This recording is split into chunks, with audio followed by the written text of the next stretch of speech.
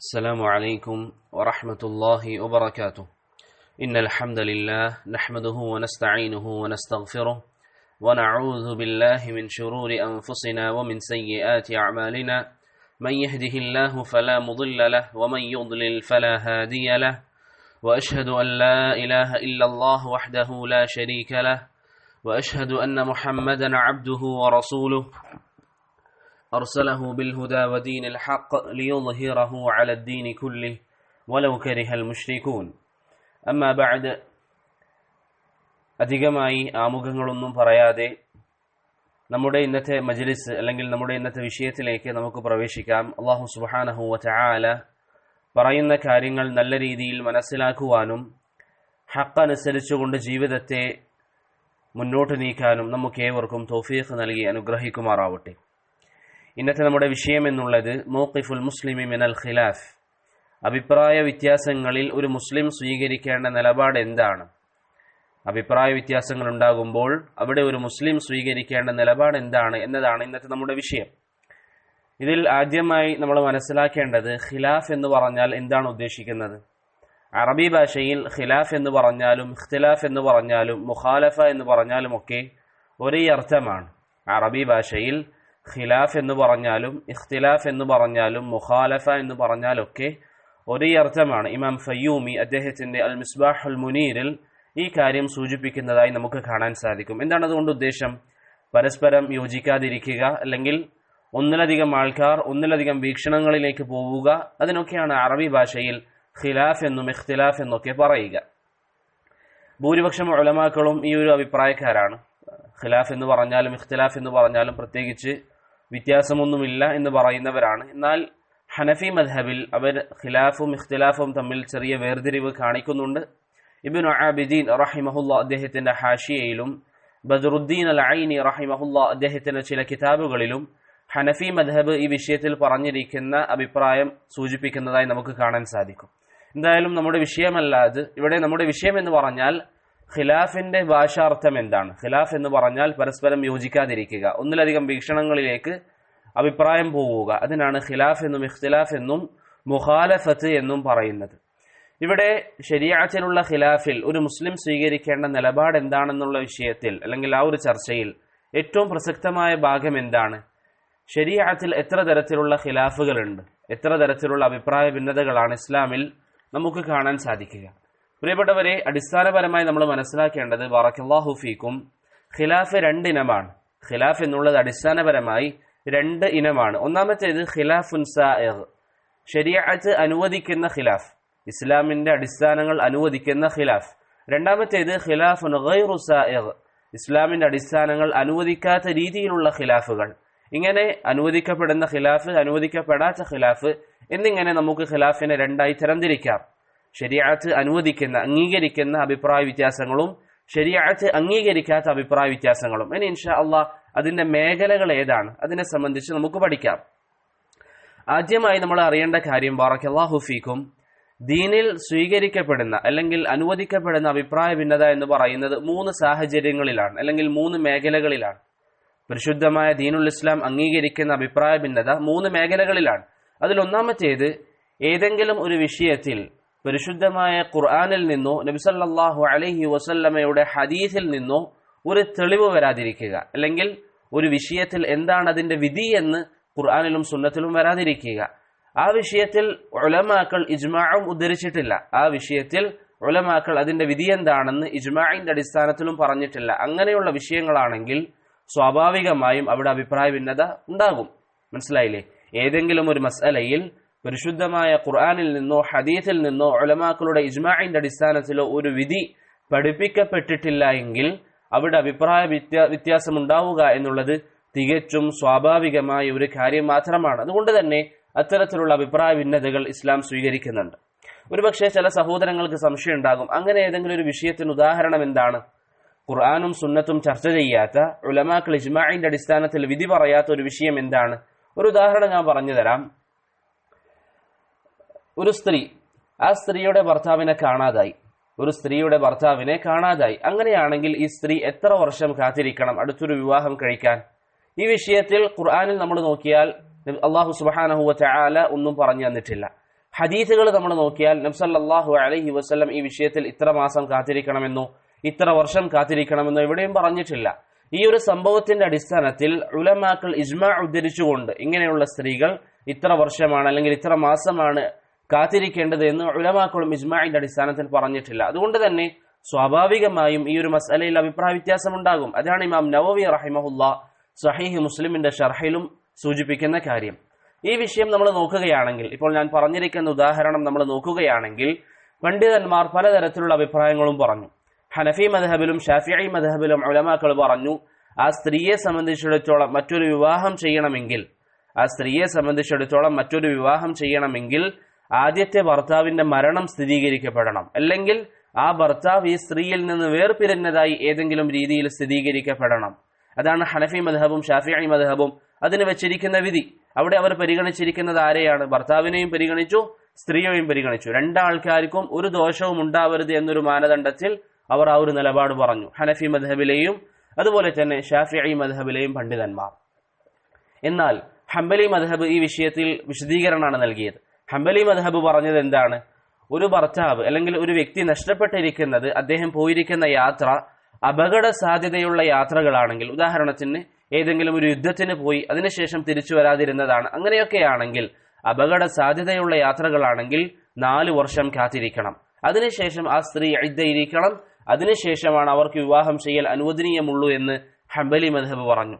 ഇനി അപകട സാധ്യതയില്ലാത്ത യാത്രയാണെങ്കിൽ, ഒരു വ്യക്തി കച്ചവട ആവശ്യത്തിന് യാത്ര ചെയ്തതാണ്, അല്ലെങ്കിൽ ഇൽമു പഠിക്കാൻ വേണ്ടി മറ്റു രാജ്യത്തേക്ക് യാത്ര ചെയ്തതാണ്, അങ്ങനെ കാണാതായതാണെങ്കിൽ അതിനേക്കാളും 4 വർഷത്തിൽ അധികം അവർ ഇദ്ദയിരിക്കണമെന്ന് അല്ലെങ്കിൽ കാത്തിരിക്കണമെന്ന്, ഇദ്ദയിരിക്കാനല്ല കാത്തിരിക്കണമെന്ന് ഹംബലി മദ്ഹബിന്റെ വിശദീകരണത്തിൽ കാണാൻ സാധിക്കും. മാലിക്കി മദ്ഹബ് മറ്റൊരു തരത്തിലുള്ള വിശദീകരണമാണ് നൽകിയത്. അവർ പറഞ്ഞു, ഇസ്ലാമിക രാജ്യത്താണ് ഒരു വ്യക്തിയെ കാണാതായതെങ്കിൽ അവർ ആ സ്ത്രീ 4 വർഷം കാത്തിരിക്കണം. കാഫിർ രാജ്യത്താണെങ്കിൽ അതിലധികം വർഷം കാത്തിരിക്കണം. പല അഭിപ്രായങ്ങളും വന്നിട്ടുണ്ട്. അപ്പോൾ ചുരുക്കത്തിൽ ഇവിടെ ഞാൻ പറയാൻ ഉദ്ദേശിക്കുന്നത്, ഇങ്ങനെയുള്ള സ്ത്രീയെ സംബന്ധിച്ചിടത്തോളം അവർ എത്ര വർഷം കാത്തിരിക്കണം എന്നുള്ളത് ഖുർആനിലോ സുന്നത്തിലോ ഇജ്മാഇന്റെ അടിസ്ഥാനത്തിൽ ഉലമാക്കൾ പറഞ്ഞതായോ നമുക്ക് കാണാൻ സാധ്യമല്ല. അതുകൊണ്ട് തന്നെ അതിന്റെ അടിസ്ഥാനത്തിൽ ഉലമാക്കൾ സംസാരിക്കുമ്പോൾ അഭിപ്രായ ഭിന്നത തികച്ചും സ്വാഭാവികമായ ഒരു കാര്യമാണ്.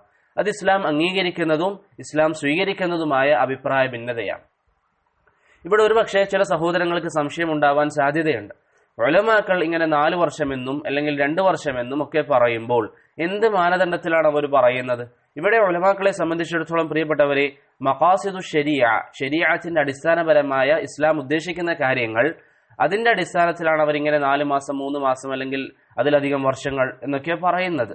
കാരണം ഇവിടെ ഉലമാക്കൾ ഈ വിഷയത്തിൽ സംസാരിക്കുമ്പോൾ ആ സ്ത്രീക്ക് മസ്ലഹത്ത് നോക്കും, ആ സ്ത്രീക്ക് ദോഷമില്ലാതെ എങ്ങനെയാണ് കൈകാര്യം ചെയ്യുക എന്ന് നോക്കും, ആ പുരുഷനും ദോഷമില്ലാതെ എങ്ങനെയാണ് കൈകാര്യം ചെയ്യുക എന്ന് നോക്കും. അപ്പോൾ 10 പണ്ഡിതന്മാർ ഈ വിഷയം പഠിക്കുന്നുണ്ടെങ്കിൽ ഒരുപക്ഷെ 10 ആൾക്കാർക്കും വ്യത്യസ്തമായ അഭിപ്രായങ്ങളാണ് സ്വാഭാവികമായിട്ടുണ്ടാവുക. കാരണം ഒരു വ്യക്തി മനസ്സിലാക്കുന്നത് പോലെ ആയിരിക്കില്ല മറ്റൊരു വ്യക്തി മനസ്സിലാക്കുന്നത്. മനസ്സിലായില്ലേ? ബറക്കല്ലാഹു ഫീക്കും. അപ്പോൾ ഏതെങ്കിലും ഒരു വിഷയത്തിൽ ഖുർആനിൽ നിന്നോ ഹദീസിൽ നിന്നോ ഇജ്മാഇന്റെ അടിസ്ഥാനത്തിലോ ഒരു വിധി വന്നിട്ടില്ല എങ്കിൽ അവിടെ അഭിപ്രായ വ്യത്യാസം എന്നുള്ളത് തികച്ചും സ്വാഭാവികമായ ഒരു കാര്യമാണ്. ഇതാണ് ഒരു സാഹചര്യം. രണ്ടാമത്തെ സാഹചര്യം എന്താണ്? ബറക്കല്ലാഹു ഫീക്കും. ഒരു മസ്അലയിൽ അല്ലെങ്കിൽ ഒരു വിഷയത്തിൽ തെളിവ് വന്നിട്ടുണ്ടാകും, പക്ഷേ ആ തെളിവ് ഒന്നിലധികം അർത്ഥത്തിന് സാധ്യതയുണ്ട്. ഉദാഹരണത്തിന് ഒരു തെളിവ് 2 അർത്ഥത്തിന് സാധ്യതയുണ്ടെങ്കിൽ അവിടെ സ്വാഭാവികമായിട്ടും 2 അഭിപ്രായങ്ങൾ പണ്ഡിതന്മാർക്കിടയിൽ ഉണ്ടാകും. ഒരു ഉദാഹരണം ഞാൻ പറയാം. നബി സല്ലല്ലാഹു അലൈഹി വസല്ലമയുടെ കാലഘട്ടത്തിൽ നടന്നിരിക്കുന്ന ഒരു ഉദാഹരണം. അഹ്സാബ് ദിവസത്തിൽ നബി സല്ലല്ലാഹു അലൈഹി വസല്ലം സഹാബത്തിനോട് പറഞ്ഞു. ഇമാം ബുഖാരി ഇബ്നു ഉമർ റളിയല്ലാഹു അൻഹു ഉദ്ധരിക്കുന്ന സംഭവമാണ്. അഹ്സാബ് യുദ്ധത്തിൽ നബി സല്ലല്ലാഹു അലൈഹി വസല്ലം സഹാബത്തിനോട് പറഞ്ഞു, ലാ യുസല്ലിയന്ന അഹദുൻ അൽ-അസ്റ ഇല്ലാ ഫീ ബനി ഖുറൈള. നിങ്ങൾ ആരും, സ്വഹാബികളാരും ബനു ഖുറൈളയിൽ എത്തുന്നത് വരെ അസ്ർ നിസ്കരിക്കരുത് എന്ന് നബി സല്ലല്ലാഹു അലൈഹി വസല്ലം പറഞ്ഞു. അങ്ങനെ ഹദീസിൽ എന്താണ് ബാക്കി? ഫഅദ്റക ബഅദുഹും അൽ-അസ്റ ഫി ത്വരീഖ്. ചില ആൾക്കാർ ഇങ്ങനെ ബനു ഖുറൈളയിൽ പോയിക്കൊണ്ടിരിക്കെ ചില സ്വഹാബികൾ അല്ലെങ്കിൽ ഒരു കൂട്ടം സ്വഹാബികൾക്ക് വഴിമധ്യേ അസ്റിന്റെ സമയമായി. ഫഖാല ബഅദുഹും, ചില സ്വഹാബത്ത് പറഞ്ഞു, അതിൽ നിന്ന് ചില ആൾക്കാർ പറഞ്ഞു, ലാ നുസല്ലി ഹത്താ നഅതിയഹ. ബനു ഖുറൈളയിൽ എത്തുന്നത് വരെ നമ്മൾ അസ്ർ നിസ്കരിക്കുകയില്ല. കാരണം നബി സല്ലല്ലാഹു അലൈഹി വസല്ലം പറഞ്ഞത് എന്താണ്? ബനു ഖുറൈളയിൽ എത്തിയതിനു ശേഷം മാത്രമേ നിസ്കരിക്കാവൂ എന്ന് നബി സല്ലല്ലാഹു അലൈഹി വസല്ലം പറഞ്ഞിട്ടുണ്ട്. അതുകൊണ്ട് തന്നെ അവിടെ എത്തുന്നത് വരെ നമ്മൾ നിസ്കരിക്കുകയില്ല. വഖാല ബഅദുഹും, എന്നാൽ മറ്റു ചില സ്വഹാബത്ത് പറഞ്ഞു ബൽ നുസല്ലി, നമ്മൾക്ക് ഇപ്പം തന്നെ നിസ്കരിക്കാം, കാരണം നിസ്കാരത്തെ അതിന്റെ സമയത്തെ തൊട്ട് പിന്തിപ്പിക്കാൻ പാടില്ല എന്ന് നബി സല്ലല്ലാഹു അലൈഹി വസല്ലമ തങ്ങൾ തന്നെ പഠിപ്പിച്ചിട്ടുണ്ട്. അപ്പൊ ആ സ്വഹാബികൾ പറഞ്ഞു നമുക്ക് പെട്ടെന്ന് നിസ്കരിച്ചിട്ട് പോകാം. നബി സല്ലല്ലാഹു അലൈഹി വസല്ലം നിസ്കരിക്കരുത് എന്നല്ല ഉദ്ദേശിച്ചത്, മറിച്ച് എത്രയും പെട്ടെന്ന് ബനൂ ഖുറൈളയിലേക്ക് നിങ്ങൾ യാത്രയാവണം എന്ന അർത്ഥത്തിലാണ് അവിടെ എത്തിയിട്ട് അസ്ർ നിസ്കരിച്ചാൽ മതി എന്ന രീതിയിൽ നബി സല്ലല്ലാഹു അലൈഹി വസല്ലം പറഞ്ഞു. സ്വഹാബത്ത് രണ്ട് അഭിപ്രായം പറഞ്ഞു. സ്വഹാബത്ത് ആ കൂട്ടം രണ്ട് വിഭാഗം, അല്ലെങ്കിൽ അവർക്കിടയിൽ അഭിപ്രായ ഭിന്നതയുണ്ടായി. ഒരു വിഭാഗം പറഞ്ഞു ബനൂ ഖുറൈളയിൽ എത്തിയിട്ട് നിസ്കരിക്കാം, മറ്റൊരു വിഭാഗം പറഞ്ഞു അല്ല, ഇവിടെ വെച്ച് തന്നെ നിസ്കരിക്കാം. റസൂലുള്ളാഹി സ്വല്ലല്ലാഹു അലൈഹി വസല്ലമയുടെ അരികിലേക്ക് അവർ തിരിച്ചു വന്നു. പ്രവാചകനുടെ സംഭവം വിശദീകരിച്ചു കൊടുത്തപ്പോൾ നബി സല്ലല്ലാഹു അലൈഹി വസല്ലം ആരെയും ആക്ഷേപിച്ചിട്ടില്ല, മറിച്ച് രണ്ടഭിപ്രായങ്ങളും പ്രവാചകൻ സല്ലല്ലാഹു അലൈഹി വസല്ലം സ്വീകരിക്കുക ചെയ്തത്. ഇവിടെ എന്തുകൊണ്ടാണ് സ്വഹാബത്തിനിടയിൽ അഭിപ്രായ ഭിന്നത ഉണ്ടായത്? അവർക്കിടയിൽ അഭിപ്രായ ഭിന്നത ഉണ്ടാവാനുള്ള കാരണം നബി സല്ലല്ലാഹു അലൈഹി വസല്ലം പറഞ്ഞ വാക്ക് രണ്ടർത്ഥത്തിന് സാധ്യതയുണ്ടായിരുന്നു. അതുകൊണ്ടാണ് സ്വഹാബത്തിന് ആ വിഷയത്തിൽ അഭിപ്രായ ഭിന്നത ഉണ്ടായത്. അതുകൊണ്ട് തന്നെ ഇങ്ങനെയുള്ള അഭിപ്രായ വ്യത്യാസങ്ങൾ ഒരു ഹദീസ് വിശദീകരിക്കുമ്പോൾ അല്ലെങ്കിൽ ആയത്ത് വിശദീകരിക്കുമ്പോൾ ഒന്നിലധികം അർത്ഥങ്ങൾ അതിന് സാധ്യതയുണ്ടെങ്കിൽ സ്വാഭാവികമായിട്ടും അവിടെ അഭിപ്രായ വ്യത്യാസം ഉണ്ടാകും. അത് ശരീഅത്ത് അംഗീകരിക്കുന്ന ഒരു അഭിപ്രായ ഭിന്നതയാണ്. ഇനി മൂന്നാമത്തെ ഒരു സാഹചര്യം കൂടി നമുക്ക് പറയാം. ഒരു മസ്അലയിൽ വ്യക്തമായ ഒരു നസ്സ് വന്നിട്ടുണ്ട്, ഒരു മസ്അലയിൽ വ്യക്തമായ ഖുർആനിൽ നിന്ന് ആയത്തോ അല്ലെങ്കിൽ ഹദീസുകളിൽ നിന്ന് നബി സല്ലല്ലാഹു അലൈഹി വസല്ലമയുടെ വചനമോ വന്നിട്ടുണ്ട്. എന്നാൽ അതിന്റെ സ്വീകാര്യതയിൽ ആ ഹദീസ് സ്വീകാര്യമാണോ, ദഈഫാണോ, സഹീഹാണോ, അല്ലെങ്കിൽ നാസിഖ് മൻസൂഖാണോ തുടങ്ങിയ വിഷയത്തിലൊക്കെ പണ്ഡിതന്മാർക്കിടയിൽ വ്യത്യസ്തമായ അഭിപ്രായങ്ങൾ വന്നു. അതല്ലെങ്കിൽ ആ ഹദീസിന് എതിരായിക്കൊണ്ട് മറ്റൊരു ഹദീസ് വന്നു. അങ്ങനെയാണെങ്കിൽ സ്വാഭാവികമായിട്ടും അവിടെ പണ്ഡിതന്മാർക്കിടയിൽ അഭിപ്രായ ഭിന്നത ഉണ്ടാകും. ഒരു ഉദാഹരണം ഞാൻ പറഞ്ഞു തരാം മനസ്സിലാകാൻ. ബറക്കല്ലാഹു ഫീക്കും. ബുസ്റ ബിൻത് സഫ്വാൻ റളിയല്ലാഹു അൻഹ പറയുന്നു, നബി സല്ലല്ലാഹു അലൈഹി വസല്ലമ തങ്ങൾ പറഞ്ഞു, മൻ മസ്സ ദകറഹു ഫല്യതവദ്ദ, ആരെങ്കിലും അവന്റെ ഗുഹ്യഭാഗം സ്പർശിക്കുകയാണെങ്കിൽ അവൻ വുദൂ ചെയ്യട്ടെ എന്ന് റസൂലുള്ളാഹി സല്ലല്ലാഹു അലൈഹി വസല്ലം പറഞ്ഞു. ഇമാം അബൂദാവൂദും അഹ്മദും ബൈഹഖിയും ഒക്കെ ഉദ്ധരിക്കുന്ന ഹദീസാണ്. നബി സല്ലല്ലാഹു അലൈഹി വസല്ലം പറഞ്ഞു ആരെങ്കിലും ഗുഹ്യഭാഗം സ്പർശിക്കുകയാണെങ്കിൽ അവൻ വുദൂ ചെയ്യട്ടെ. എന്നാൽ തൽഖ് ഇബ്നു അലി റളിയല്ലാഹു അൻഹു പറയുന്നു, നബി സല്ലല്ലാഹു അലൈഹി വസല്ലമയോട് ഗുഹ്യഭാഗം സ്പർശിക്കുന്നതിനെ സംബന്ധിച്ച് ചോദിക്കപ്പെട്ട് അലൈഹി വുദൂ, ഗുഹ്യഭാഗം സ്പർശിച്ചാൽ വുദൂ ചെയ്യണോ എന്ന് ചോദിച്ചപ്പോൾ നബി സല്ലല്ലാഹു അലൈഹി വസല്ലം പറഞ്ഞു, ലാ, ചെയ്യേണ്ടതില്ല. ഇന്നമാ ഹുവ ബിദ്അതും മിൻക, അത് നിന്റെ ശരീരത്തിന്റെ ഒരു അവയവമാണ് എന്ന് നബി സല്ലല്ലാഹു അലൈഹി വസല്ലം പറഞ്ഞതായി ഇമാം അഹ്മദും ഇമാം നസായിയും ഉദ്ധരിക്കുന്ന ഹദീസിൽ കാണാൻ സാധിക്കും. ഇവിടെ രണ്ട് ഹദീസുകൾ നമ്മുടെ മുന്നിലുണ്ട്. ഒരു ഹദീസിൽ ബുസ്റ ബിൻത് സഫ്വാൻ റളിയല്ലാഹു അൻഹ പറയുന്നു, നബി സല്ലല്ലാഹു അലൈഹി വസല്ലം ഗുഹ്യഭാഗം സ്പർശിച്ചാൽ വുദൂ ചെയ്യാൻ പറഞ്ഞിട്ടുണ്ട്. മറ്റൊരു ഹദീസിൽ തൽഖ് ഇബ്നു അലി റളിയല്ലാഹു അൻഹു പറയുന്നു, ഗുഹ്യഭാഗം സ്പർശിച്ചാൽ വുദൂ ചെയ്യേണ്ടതില്ല, അത് കേവലം ഒരു അവയവമാണെന്ന് നബി സല്ലല്ലാഹു അലൈഹി വസല്ലം പറഞ്ഞിട്ടുണ്ട്. ഇവിടെ ബാഹ്യമായിട്ട് നമ്മൾ നോക്കുകയാണെങ്കിൽ വൈരുദ്ധ്യമായിട്ട് നമുക്ക് തോന്നും. ഇവിടെ പണ്ഡിതന്മാർക്ക് അതെങ്ങനെയാണ് ഒരുമിച്ച് കൂട്ടുക, അല്ലെങ്കിൽ എന്താണ് അതുകൊണ്ടുള്ള ഉദ്ദേശം എന്ന വിഷയത്തിൽ സ്വാഭാവികമായിട്ട് തർക്കമുണ്ടാകും. മനസ്സിലായില്ലേ? അതുകൊണ്ടാണ് ഇപ്പൊ ഈ വിഷയം തന്നെ നമ്മൾ നോക്കുകയാണെങ്കിൽ ഓരോരോ മദ്ഹബിന്റെ ഇടയിൽ അഭിപ്രായ വ്യത്യാസമുണ്ട്. ഷാഫിഈ മദ്ഹബും ഹംബലി മദ്ഹബും അതുപോലെ തന്നെ മാലിക്കി മദ്ഹബിൽ ചില പണ്ഡിതന്മാരും പറയുന്നു ആരെങ്കിലും ഗുഹ്യഭാഗം സ്പർശിക്കുകയാണെങ്കിൽ അവന്റെ വുദൂ ബാത്തിലാകും, അവൻ വീണ്ടും വുദൂ എടുക്കണം. എന്നാൽ ഹനഫി മദ്ഹബ് നേരെ ഏത് ഹദീസാണ് എടുത്തത്? അവർ തൽഖ് ഇബ്നു അലി റളിയല്ലാഹു അൻഹുവിന്റെ ഹദീസ് എടുത്തുകൊണ്ട് പറഞ്ഞു ആരെങ്കിലും ഗുഹ്യഭാഗം സ്പർശിക്കുകയാണെങ്കിൽ അവന്റെ വുദൂ മുറിയുകയില്ല. ഇതാണ് ഹനഫി മദ്ഹബിന്റെ അഭിപ്രായം. ഇതാണ് റബീഅ റഹിമഹുല്ലാഹ് പറഞ്ഞത്, സുഫിയാൻ അസ്-സൗരി പറഞ്ഞത്, ഇബ്നുൽ മുൻദിർ റഹിമഹുല്ലാഹ് തുടങ്ങിയ പണ്ഡിതന്മാർ പറഞ്ഞിരിക്കുന്ന ഈ അഭിപ്രായമാണ്. അപ്പൊ ഈ ഒരു വിഷയത്തിൽ ഹദീസുകൾ സ്വാഭാവികമായിട്ടും ബാഹ്യമായി വൈരുദ്ധ്യം തോന്നുന്നത് കൊണ്ട് തന്നെ പണ്ഡിതന്മാർ, ഹനഫി മദ്ഹബിലെ പണ്ഡിതന്മാർ പറഞ്ഞു ഗുഹ്യഭാഗം സ്പർശിക്കുകയാണെങ്കിൽ വുദൂ മുറിയില്ല. എന്നാൽ വേറെ ചില പണ്ഡിതന്മാർ രണ്ട് ഹദീസുകളും എടുത്തുകൊണ്ട് അതിനെ ജമഅ ചെയ്തുകൊണ്ട് എന്തു പറഞ്ഞു? ആരെങ്കിലും ഗുഹ്യഭാഗം സ്പർശിക്കുകയാണെങ്കിൽ അവന്റെ വുദൂ മുറിയില്ല, പക്ഷേ വുദൂ ചെയ്യുക എന്നുള്ളത് സുന്നത്തായ കാര്യമാണ്. വുദൂ ചെയ്യുക എന്നുള്ളത് സുന്നത്തായ കാര്യമാണ്. ഷെയ്ഖുൽ ഇസ്ലാം ഇബ്നു തൈമിയ റഹിമഹുല്ലാഹ് ഈ അഭിപ്രായമാണ് തെരഞ്ഞെടുത്തത്, അദ്ദേഹത്തിന്റെ മജ്മൂഉൽ ഫതാവയിൽ വിശദീകരിക്കുന്നത് പോലെ. അതുപോലെ തന്നെ മാലിക്കി മദ്ഹബിലെ ചില പണ്ഡിതന്മാരും ഈ ഒരു അഭിപ്രായമാണ് സ്വീകരിച്ചിരിക്കുന്നത്. അപ്പോൾ പ്രിയപ്പെട്ടവരെ, നമ്മളിവിടെ മനസ്സിലാക്കേണ്ടത് ഗുഹ്യഭാഗം സ്പർശിച്ചാൽ വുദൂ മുറിയോ എന്ന് ചോദിച്ചാൽ ഒരു ഹദീസിൽ മുറിയുമെന്നും മറ്റൊരു ഹദീസിൽ മുറിയില്ല എന്നും വന്നിട്ടുണ്ട്. അതുകൊണ്ട് തന്നെ അതിനെ വിശദീകരിക്കുമ്പോൾ പണ്ഡിതന്മാർക്കിടയിൽ അഭിപ്രായ വ്യത്യാസം തികച്ചും സ്വാഭാവികമായ ഒരു കാര്യമാണ്. അപ്പോൾ ഈ മൂന്ന് സാഹചര്യങ്ങളിൽ പണ്ഡിതന്മാർക്കിടയിൽ അഭിപ്രായ ഭിന്നത ഉണ്ടാകും. ഒന്നുകൂടി ഞാൻ ആവർത്തിക്കാം. ഒരു വിഷയത്തിൽ ഖുർആനിൽ നിന്നോ ഹദീസിൽ നിന്നോ ഇജ്മാഇന്റെ അടിസ്ഥാനത്തിൽ നിന്നോ ഒരു വിധി വന്നിട്ടില്ല എങ്കിൽ അതിൽ അഭിപ്രായ വ്യത്യാസം തികച്ചും സ്വാഭാവികമാണ്. ഒരു വിഷയത്തിൽ തെളിവ് വന്നിട്ടുണ്ട്, പക്ഷെ ആ തെളിവ് ഒന്നിലധികം അർത്ഥത്തിന് സാധ്യതയുണ്ടെങ്കിൽ അവിടെയും അഭിപ്രായ വ്യത്യാസം സ്വാഭാവികമാണ്. ഒരു വിഷയത്തിൽ നസ്സു വന്നിട്ടുണ്ട്, പക്ഷേ അത് സ്വഹീഹാണോ ലഈഫാണോ എന്ന വിഷയത്തിൽ തർക്കമുണ്ട്. അതല്ലെങ്കിൽ അതിനെതിരായി മറ്റൊരു ഹദീസ് വന്നിട്ടുണ്ട്. അങ്ങനെയാണെങ്കിൽ അവിടെയും അഭിപ്രായ വ്യത്യാസം ഉണ്ടാവുക എന്നുള്ളത് തികച്ചും സ്വാഭാവികമായ കാര്യമാണ്. അങ്ങനെയുള്ള അഭിപ്രായ വ്യത്യാസങ്ങൾ ശരീഅത്ത് അംഗീകരിക്കുന്നതാണ്. അതൊക്കെ ഖിലാഫുൻ സായിഗ്, അനുവദിക്കപ്പെടുന്ന ഖിലാഫിന്റെ പരിധിയിൽപ്പെട്ട കാര്യങ്ങളാണ്. അതിന് ഒന്ന് രണ്ട് ഉദാഹരണങ്ങൾ കൂടി ഞാൻ പറഞ്ഞു തരാം. ഒന്നാമത്തേത് ഹിജാമ, കൊമ്പ് ചികിത്സ. നബി സല്ലല്ലാഹു അലൈഹി വസല്ലം ഒരു ഹദീസിൽ പറഞ്ഞു, അഫ്തറൽ ഹാജിമു വൽ മഹ്ജൂം, ഹിജാമ ചെയ്ത ആള് നോമ്പ് ബാത്തിലായവനാണ്, നോമ്പ് മുറിഞ്ഞവനാണെന്ന് നബി സല്ലല്ലാഹു അലൈഹി വസല്ലം പറഞ്ഞു. മറ്റൊരു ഹദീസിൽ എന്ത് വന്നിട്ടുണ്ട്? ഇഹ്തജമ നബിയ്യു സല്ലല്ലാഹു അലൈഹി വസല്ലം വഹുവ സ്വായിം, നോമ്പുകാരനായിരിക്കെ നബി സല്ലല്ലാഹു അലൈഹി വസല്ലം ഹിജാമ ചെയ്തിട്ടുണ്ട്. ഇവിടെ ഒരു ഹദീസിൽ നോമ്പ് മുറിയുമെന്നും മറ്റൊരു ഹദീസിൽ നോമ്പുകാരനായിരിക്കെ നബി സല്ലല്ലാഹു അലൈഹി വസല്ലം ഹിജാമ ചെയ്തു എന്നും വന്നു. ഇവിടെ സ്വാഭാവികമായും പണ്ഡിതന്മാർ അത് വിശദീകരിക്കുമ്പോൾ അഭിപ്രായ ഭിന്നത ഉണ്ടാകും. അതുകൊണ്ടാണ് ഹിജാമ നോമ്പ് മുറിക്കുമോ ഇല്ലയോ എന്ന കാര്യത്തിൽ പണ്ഡിതന്മാർക്ക് തർക്കമുണ്ടായത്. ഹംബലി മദ്ഹബ് നോമ്പ് മുറിക്കുമെന്ന വാദക്കാരാണ്, മറ്റു ചില മദ്ഹബുകൾ നോമ്പ് മുറിയില്ല എന്ന വാദമാണ് പറയുന്നത്. അപ്പൊ സ്വാഭാവികമായിട്ടും അങ്ങനെയുള്ള വിഷയത്തിൽ അഭിപ്രായ വ്യത്യാസം ഉണ്ടാകും. അതുപോലെ തന്നെ ഒരു സ്ത്രീയെ സ്പർശിക്കുകയാണെങ്കിൽ വുളു മുറിയുമോ ഇല്ലയോ അഭിപ്രായ ഭിന്നതയുണ്ട്. കാരണം ആ വിഷയത്തിൽ വ്യക്തമായി ഖണ്ഡിതമായി ഇന്നതാണ്, അതിനപ്പുറം ഇല്ല എന്ന് പറയാൻ മാത്രം ഒന്നും വന്നിട്ടില്ല. അതുകൊണ്ട് തന്നെ ഈ രീതിയിലുള്ള മസായിലുകൾ ശരീഅത്ത് അഭിപ്രായ വ്യത്യാസം അംഗീകരിക്കുന്നതാണ്. അതിനുള്ള കാരണം എന്താണ്? എന്തുകൊണ്ടാണ് ഇങ്ങനെയുള്ള മസായിലുകളിൽ അഭിപ്രായ ഭിന്നത ഉണ്ടാവുന്നത്? ഷെയ്ഖുൽ ഇസ്ലാം ഇബ്നുൽ ഖയ്യിം റഹിമഹുല്ലാ അദ്ദേഹത്തിന്റെ വളരെ പ്രസിദ്ധമായ അല്ലെങ്കിൽ വളരെ പ്രധാനപ്പെട്ട ഒരു കിതാബ് അസ്സവാഇഖുൽ മുർസലയിൽ പറയുന്നു, വവുഖൂഉൽ ഇഖ്തിലാഫി ബൈനൻ നാസി അംറുൻ ദറൂരിയ്യുൻ ലാ ബുദ്ദ മിൻ, ഈ രീതിയിൽ പണ്ഡിതന്മാർക്കിടയിൽ അഭിപ്രായ ഭിന്നത ഉണ്ടാവുക എന്നുള്ളത് തികച്ചും നിർബന്ധമായ കാര്യമാണ്. എന്തുകൊണ്ടാണ്? ലിതഫാവുതി ഇറാദതിഹിം വഅഫ്ഹാമിഹിം വഇദ്റാകിഹിം, അവർ ഓരോരോ വിഷയങ്ങൾ ഗ്രഹിക്കുന്നത് അല്ലെങ്കിൽ ഓരോരോ കാര്യങ്ങൾ അവർ മനസ്സിലാക്കുന്നതിൽ ഏറ്റക്കുറച്ചിലുകൾ ഉണ്ടാകും. അതാണ് നേരത്തെ ഞാൻ പറഞ്ഞത്, ഒരു മസ്അല ഖുർആനിൽ നിന്നും സുന്നത്തിൽ നിന്നും ഇജ്മാഇൽ നിന്നും ഒരു തെളിവ് വരാത്ത ഒരു മസ്അല ഒരു ആലിമിന് നൽകിയാൽ ആ ആലിമ് പറയുന്ന അഭിപ്രായമായിരിക്കില്ല ഒരു പക്ഷേ രണ്ടാമത്തെ ആൾ പറയുന്നത്. അവർക്ക് വീക്ഷണങ്ങളിലുള്ള വ്യത്യാസം ഉണ്ടാകും. അതുകൊണ്ടാണ് അവിടെ അഭിപ്രായ ഭിന്നത ഉണ്ടാവുന്നത് എന്ന് ഷെയ്ഖുൽ ഇസ്ലാം ഇബ്നുൽ ഖയ്യിം റഹിമഹുല്ലാ അദ്ദേഹത്തിന്റെ ഈ കിതാബിൽ പറയുന്നതായി കാണാൻ സാധിക്കും. ഇവിടെ ഇത്തരത്തിലുള്ള അഭിപ്രായ വ്യത്യാസങ്ങളിൽ ശ്രദ്ധിക്കേണ്ട ഏറ്റവും പ്രധാനപ്പെട്ട ഒരു കാര്യം എന്താണ്?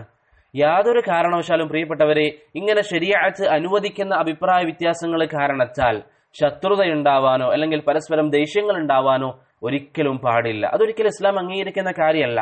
ഇബ്നുൽ ഖയ്യിം റഹിമഹുല്ലാ പറയുന്നത് കാണാം, ഹാദ നൗഉ മിനൽ ഇഖ്തിലാഫ്, ഈ രീതിയിലുള്ള അഭിപ്രായ ഭിന്നതകൾ, ഇസ്ലാം അംഗീകരിക്കുന്ന ഈ രീതിയിലുള്ള അഭിപ്രായ ഭിന്നതകൾ ലാ യൂജിബു മുആദാതൻ വലാ ഇഫ്തിറാഖൻ ഫിൽ കലിമ, പരസ്പരം ഭിന്നിപ്പുണ്ടാക്കാനോ അല്ലെങ്കിൽ പരസ്പരം യോജിക്കാതിരിക്കാനോ ഒരിക്കലും കാരണമാവരുത്. വലാ തബ്ദീദൻ ലിശ്ശമൽ, മുസ്ലിം സമൂഹത്തെ പരസ്പരം ഛിന്ന ഭിന്നമാക്കാൻ അത് കാരണമാവരുത്. ഫഇന്ന സ്വഹാബത ഇഖ്തലഫു ഫീ മസായില കസീറ, സ്വഹാബികൾ ധാരാളം മസ്അലകൾ അഭിപ്രായ വ്യത്യാസപ്പെട്ടിരുന്നു, എന്നിട്ടും അവർക്കിടയിൽ പരസ്പരം ദേഷ്യമോ വിദ്വേഷമോ ഒന്നും അവർക്കിടയിൽ ഉണ്ടായിട്ടില്ല. അതുകൊണ്ട് തന്നെ ഇസ്ലാം അംഗീകരിക്കുന്ന മേഖലകളിൽ അഭിപ്രായ വ്യത്യാസം ഉണ്ടായാൽ യാതൊരു കാരണവശാലും അവർക്കിടയിൽ അത് ശത്രുതയ്ക്ക് കാരണമാവരുത് എന്ന് ഇബ്നുൽ ഖയ്യിം റഹിമഹുല്ലാ അദ്ദേഹത്തിന്റെ അസ്സവാഇഖുൽ മുർസല എന്ന ഗ്രന്ഥത്തിൽ പറയുന്നതായി നമുക്ക് കാണാൻ സാധിക്കും. അപ്പോൾ ഈ കാര്യങ്ങൾ നമ്മൾ മനസ്സിലായില്ലേ? ഇനി അടുത്തൊരു കാര്യം ഞാൻ സൂചിപ്പിക്കാം. പല സഹോദരങ്ങളും പറയുന്നത് കേൾക്കാറുണ്ട്, അപ്പോൾ ദീനിന്റെ അധിക കാര്യങ്ങൾ അഭിപ്രായ ഭിന്നതയുള്ള കാര്യങ്ങളാണല്ലേ, ദീനിന്റെ അധിക കാര്യങ്ങളും അഭിപ്രായ വ്യത്യാസമുള്ളതല്ലേ എന്ന രീതിയിൽ ചില സഹോദരങ്ങൾ ചിന്തിച്ചിട്ടുണ്ട്. വാസ്തവത്തിൽ ഈ ഒരു ശുബ്ഹത്ത് അല്ലെങ്കിൽ ഈ ഒരു കാര്യം പറഞ്ഞു നടക്കാൻ വേണ്ടി തുടങ്ങിയത് ചില യുക്തിവാദികളാണ് അല്ലെങ്കിൽ ചില നിരീക്ഷരവാദികളാണ്.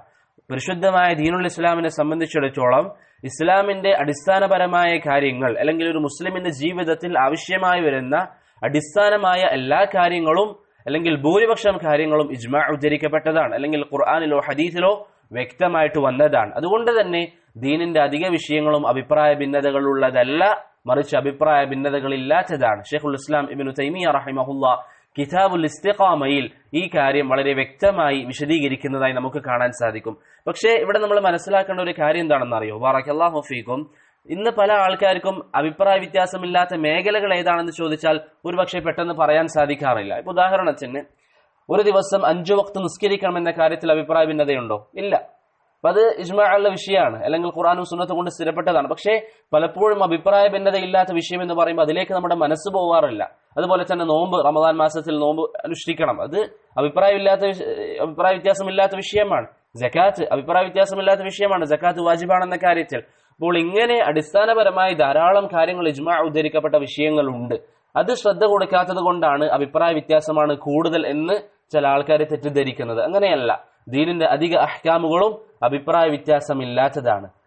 ഷെയ്ഖുൽ ഇസ്ലാം ഇബ്നു തൈമിയ കിതാബുൽ ഇസ്തിഖാമയിൽ വളരെ വ്യക്തമായി ഇത് വിശദീകരിക്കുന്നുണ്ട്. അതുപോലെ തന്നെ ഇമാം സർകശി റഹിമഹുല്ലാ അദ്ദേഹത്തിന്റെ അൽ ബഹ്റുൽ മുഹീത്തിലും ഈ കാര്യങ്ങൾ വളരെ നല്ല രീതിയിൽ വിശദീകരിക്കുന്നതായി നമുക്ക് കാണാൻ സാധിക്കും. ഇനി നമ്മൾ മനസ്സിലാക്കേണ്ട ഒരു കാര്യം സഹോദരങ്ങളെ, ബറകല്ലാഹു ഫീക്കും, ഇങ്ങനെ ഇസ്ലാം അംഗീകരിക്കുന്ന അഭിപ്രായ വ്യത്യാസം ഉണ്ടാവാനുള്ള കാരണങ്ങൾ എന്താണ്? നേരത്തെ നമ്മൾ ചില സൂചനകളിലൂടെ അത് പറഞ്ഞിരുന്നു. എന്നാൽ അക്കമിട്ടുകൊണ്ട് പറയുകയാണെങ്കിൽ അഭിപ്രായ ഭിന്നതയ്ക്കുള്ള കാരണങ്ങൾ എന്താണ്? ഒന്നാമത്തേത്, ഒരു വിഷയത്തിൽ വ്യക്തമായ തെളിവ് വരാതിരിക്കുക. ഒരു മസ്അലയിൽ ഖുർആനിൽ നിന്നോ ഹദീസിൽ നിന്നോ ഇജ്മാഇന്റെ അടിസ്ഥാനത്തിലോ വ്യക്തമായി ഒരു തെളിവ് വന്നിട്ടില്ല എങ്കിൽ അതിൽ വീക്ഷണ വ്യത്യാസം ഉണ്ടാകും. അതാണ് ഒരു കാരണം. രണ്ടാമത്തെ കാരണം എന്നുള്ളത്, ഒരു വിഷയത്തിൽ തെളിവ് വന്നിട്ടുണ്ട്, പക്ഷെ ആ തെളിവ് ഒന്നിലധികം അർത്ഥത്തിന് സാധ്യതയുണ്ട്. മൂന്നാമത്തെ കാരണം, ഏതെങ്കിലും ഒരു വിഷയത്തിൽ വന്നിരിക്കുന്ന ഹദീസ് അത് സ്വീകാര്യമാണോ സ്വീകാര്യമല്ലേ, സ്വീകരിക്കപ്പെടുന്ന ഹസനാണോ അല്ലെങ്കിൽ സഹീഹാണോ, അതല്ലെങ്കിൽ സ്വീകരിക്കപ്പെടാത്ത ദഈഫാണോ മൗദൂ ആണോ തുടങ്ങിയ വിഷയത്തിൽ പണ്ഡിതന്മാർക്കിടയിൽ തർക്കമുണ്ടാകുന്നത്. അതാണ് അഭിപ്രായ വ്യത്യാസത്തിന് ഒരു കാരണം. ഒരു ഉദാഹരണം ഞാൻ പറയാം. തസ്ബീഹ് നിസ്കാരം, പണ്ഡിതന്മാർക്കിടയിൽ എന്തുകൊണ്ടാണ് അഭിപ്രായ ഭിന്നത ഉണ്ടായത്? ചില പണ്ഡിതന്മാർ ഹദീസ് സ്വീകാര്യമാണെന്ന് പറഞ്ഞു, വേറെ ചിലർ പറഞ്ഞു ഹദീസ് ദുർബലമാണ്. അപ്പോൾ സ്വാഭാവികമായിട്ടും ഹദീസ് സ്വീകാര്യമാണെന്ന് പറയുന്ന പണ്ഡിതർ അത് നിസ്കരിക്കണമെന്ന് പറയും, ഹദീസ് ദുർബലമാണെന്ന് പറയുന്ന പണ്ഡിതർ അത് നിസ്കരിക്കാൻ പാടില്ല എന്ന് പറയും. അപ്പോൾ ആ ഒരു വിഷയത്തിൽ അഭിപ്രായ ഭിന്നത സ്വാഭാവികമാണ്. അതുപോലെ തന്നെ നാലാമത്തെ ഒരു കാരണം, അല്ലാഹു സുബ്ഹാനഹു വ തആല ഖുർആൻ അവതരിപ്പിച്ചിരിക്കുന്നത്, നബി സല്ലല്ലാഹു അലൈഹി വസല്ലം ഹദീസുകൾ പറഞ്ഞു തന്നിരിക്കുന്നത് ഏത് ഭാഷയിലാണ്? അറബി ഭാഷയിലാണ്. അപ്പോൾ ആ അറബി ഭാഷയിൽ ചില വാക്കുകൾക്ക് ഒന്നിലധികം അർത്ഥത്തിന് സാധ്യതയുണ്ടാകും. അപ്പോൾ സ്വാഭാവികമായും ഏതർത്ഥമാണ് ശരീഅത്ത് ഉദ്ദേശിക്കുന്നത് എന്ന വിഷയത്തിൽ പണ്ഡിതന്മാർക്ക് തർക്കമുണ്ടാകും. ഉദാഹരണത്തിന് അല്ലാഹു സുബ്ഹാനഹു വ തആല പരിശുദ്ധ ഖുർആനിൽ തയമ്മുമിനെ സംബന്ധിച്ച് പരാമർശിച്ചപ്പോൾ എന്ത് പറഞ്ഞു? ഫതയമ്മമു സഈദൻ, നിങ്ങൾ സഈദിൽ തയമ്മും ചെയ്യുക. ഈ സഈദ് എന്ന് പറഞ്ഞാൽ എന്താണ്? അറബികൾക്കിടയിൽ രണ്ടർത്ഥങ്ങളിൽ സഈദ് ഉപയോഗിക്കാറുണ്ട്. ഒരർത്ഥം എന്ന് പറയുന്നത് വെറും മണ്ണ് എന്ന അർത്ഥത്തിൽ സഈദ് പറയാറുണ്ട്.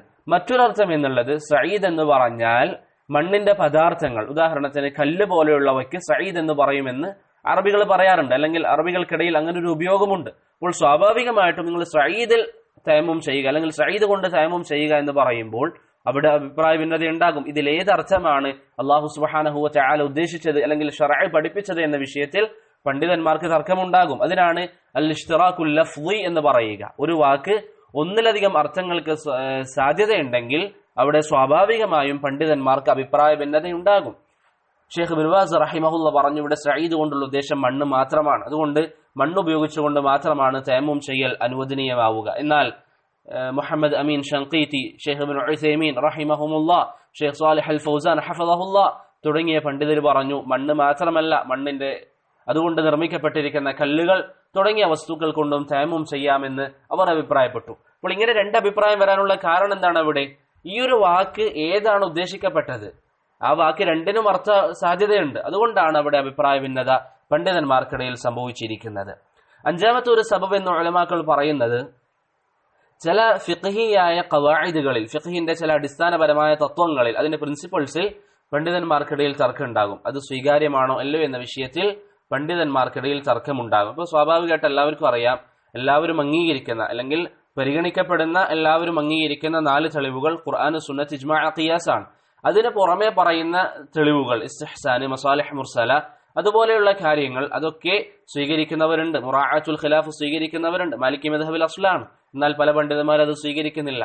അപ്പോൾ ഫിഖ്ഹിന്റെ അടിസ്ഥാനപരമായ തത്വങ്ങളിൽ തർക്കമുണ്ടാകുമ്പോൾ, അഭിപ്രായ ഭിന്നതകൾ ഉണ്ടാകുമ്പോൾ അതിനെ ചൊല്ലി മസായിലുകളിൽ സ്വാഭാവികമായിട്ടും അഭിപ്രായ വ്യത്യാസം ഉണ്ടാകും. അപ്പോൾ ഇതൊക്കെയാണ് പണ്ഡിതന്മാർക്കിടയിൽ അഭിപ്രായ വ്യത്യാസം വരാനുള്ള ചില കാരണങ്ങൾ. ഇനി നാം മനസ്സിലാക്കേണ്ട ഒരു കാര്യം, പ്രിയപ്പെട്ടവരെ, ബറക്കല്ലാഹു ഫീക്കും, ഇങ്ങനെ അഭിപ്രായ വ്യത്യാസം പണ്ഡിതന്മാർക്കിടയിൽ ഉണ്ടായാൽ അവിടെ നമ്മൾ സ്വീകരിക്കേണ്ട നിലപാട് എന്താണ്?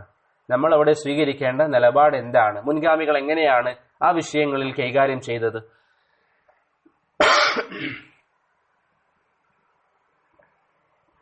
ആദ്യമായി സലഫുകൾ എങ്ങനെയായിരുന്നു കൈകാര്യം ചെയ്തത്, അല്ലെങ്കിൽ ആ വിഷയത്തിൽ അവരുടെ അധ്യാപനങ്ങൾ എന്താണ്? സുഫിയാൻ അസ്സൗരി റഹിമഹുല്ലാഹ് പറയുന്നു, ഇദാ റഅയ്ത الرجل يعمل العمل الذي قد اختلف فيه وأنت ترى غيره فلا تنهه. സുഫിയാൻ അസ്സൗരി റഹിമഹുല്ലാഹ് പറയുന്നു, ഒരു വ്യക്തിയെ നീ കാണുകയാണ്, ഒരു വ്യക്തിയെ നീ കണ്ടു, ഫിഖ്ഹിൽ അഭിപ്രായ വ്യത്യാസമുള്ള മസ്അലയിൽ നീ മനസ്സിലാക്കിയതിന് എതിരായി പ്രവർത്തിക്കുന്ന ഒരു വ്യക്തിയെ നീ കാണുകയാണെങ്കിൽ അയാളെ തടുക്കാൻ നീ പോകേണ്ടതില്ല എന്ന് സുഫിയാൻ അസ്സൗരി റഹിമഹുല്ലാഹ് പറയുന്നു. പണ്ഡിതന്മാർക്കിടയിൽ അഭിപ്രായ വ്യത്യാസമുള്ള മസ്അലകളിൽ നീ മനസ്സിലാക്കുന്നതിന് വിപരീതമായി ഒരാൾ ചെയ്യുന്നതായി നീ കാണുകയാണെങ്കിൽ അവനെ നീ തടുക്കരുത് എന്ന് സുഫിയാൻ അസ്സൗരി റഹിമഹുല്ലാഹ് പറഞ്ഞു. ലൈസ് ബിൻ സഅദ് അൽ ഫഹ്മി അൽ മിസ്രി റഹിമഹുല്ലാഹ് പറയുന്നു, മാ സാല ഉലുൽ ഫത്വ യുഫ്തൂൻ. പണ്ഡിതന്മാരെ സംബന്ധിച്ചിടത്തോളം, ഫത്വ നൽകുന്നവരെ സംബന്ധിച്ചിടത്തോളം അവർ ഫത്വ കൊടുത്തുകൊണ്ടേയിരിക്കുന്നു. ഫയുഹല്ലിലു ഹാദാ വയുഹർരിമു ഹാദാ. ഒരു ആലിം ഹലാലാക്കിയ കാര്യം മറ്റൊരാളെ ഹറാമാണെന്ന് പറയുന്നു, ഹലാലാക്കുന്നു, ഹറാമാക്കുന്നു. ഫലാ യറൽ മുഹർരിമു അന്നൽ മുഹല്ലില ഹലക ലിതഹ്ലീലി. അത് ഹറാമാണെന്ന് പറയുന്നവൻ മറ്റൊരാൾ ഹലാലാണെന്ന് പറഞ്ഞതിന്റെ പേരിൽ പരസ്പരം അവർ പിഴച്ചവനാണെന്നോ നശിച്ചവനാണെന്നോ വാദിക്കുന്നില്ല. വലാ യറൽ മുഹല്ലിലു, ഹലാലാണെന്ന് പറയുന്നവൻ കരുതുന്നില്ല, അന്നൽ മുഹർരിമ, അത് ഹറാമാണെന്ന് പറയുന്നവൻ ഹലക ലിതഹ്രീമി, ഹറാമാണെന്ന് പറഞ്ഞതിന്റെ പേരിൽ നശിച്ചവനാണെന്നോ പിഴച്ചവനാണെന്നോ പറയുന്നില്ല എന്ന് ലൈസ് ബിൻ സഅദ് റഹിമഹുല്ലാഹ് പറഞ്ഞതായി ജാമിഉ ബയാനിൽ ഇൽമി വഫദ്ലിഹി എന്ന കിതാബിൽ കാണാൻ സാധിക്കും. ഇത് നമുക്ക് മനസ്സിലാക്കി തരുന്നത് എന്താണ്? പണ്ഡിതന്മാർക്കിടയിൽ ഒരു വിഷയത്തെ ചൊല്ലി സ്വാഭാവികമാണ് അവർ വീക്ഷണ വ്യത്യാസം ഉണ്ടാവുക എന്നുള്ളത്. അതുകൊണ്ട് തന്നെ ചില പണ്ഡിതന്മാർ ഹലാലാക്കിയത് വേറെ ചില പണ്ഡിതന്മാർ ഹറാമാക്കും.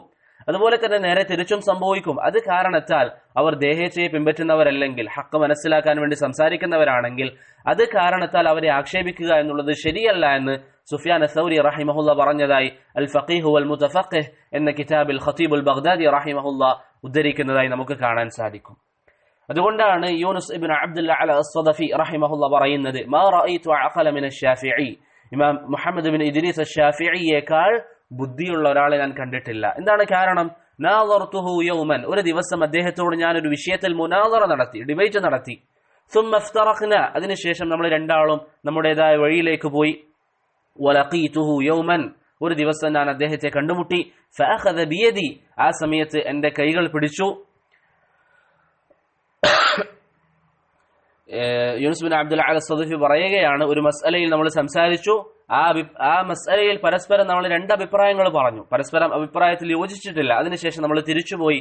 മറ്റൊരു ദിവസം ഇമാം ഷാഫിഈ എന്നെ കണ്ടപ്പോൾ അഖദ ബിയദി, എന്റെ കൈകൾ പിടിച്ചുകൊണ്ട് എന്നോട് പറഞ്ഞു, യാ അബാ മൂസ അലാ യസ്തഖീമു അൻ നകൂന ഇഖ്വാനൻ വഇൻ ലം നത്തഫിഖ് ഫീ മസ്അല.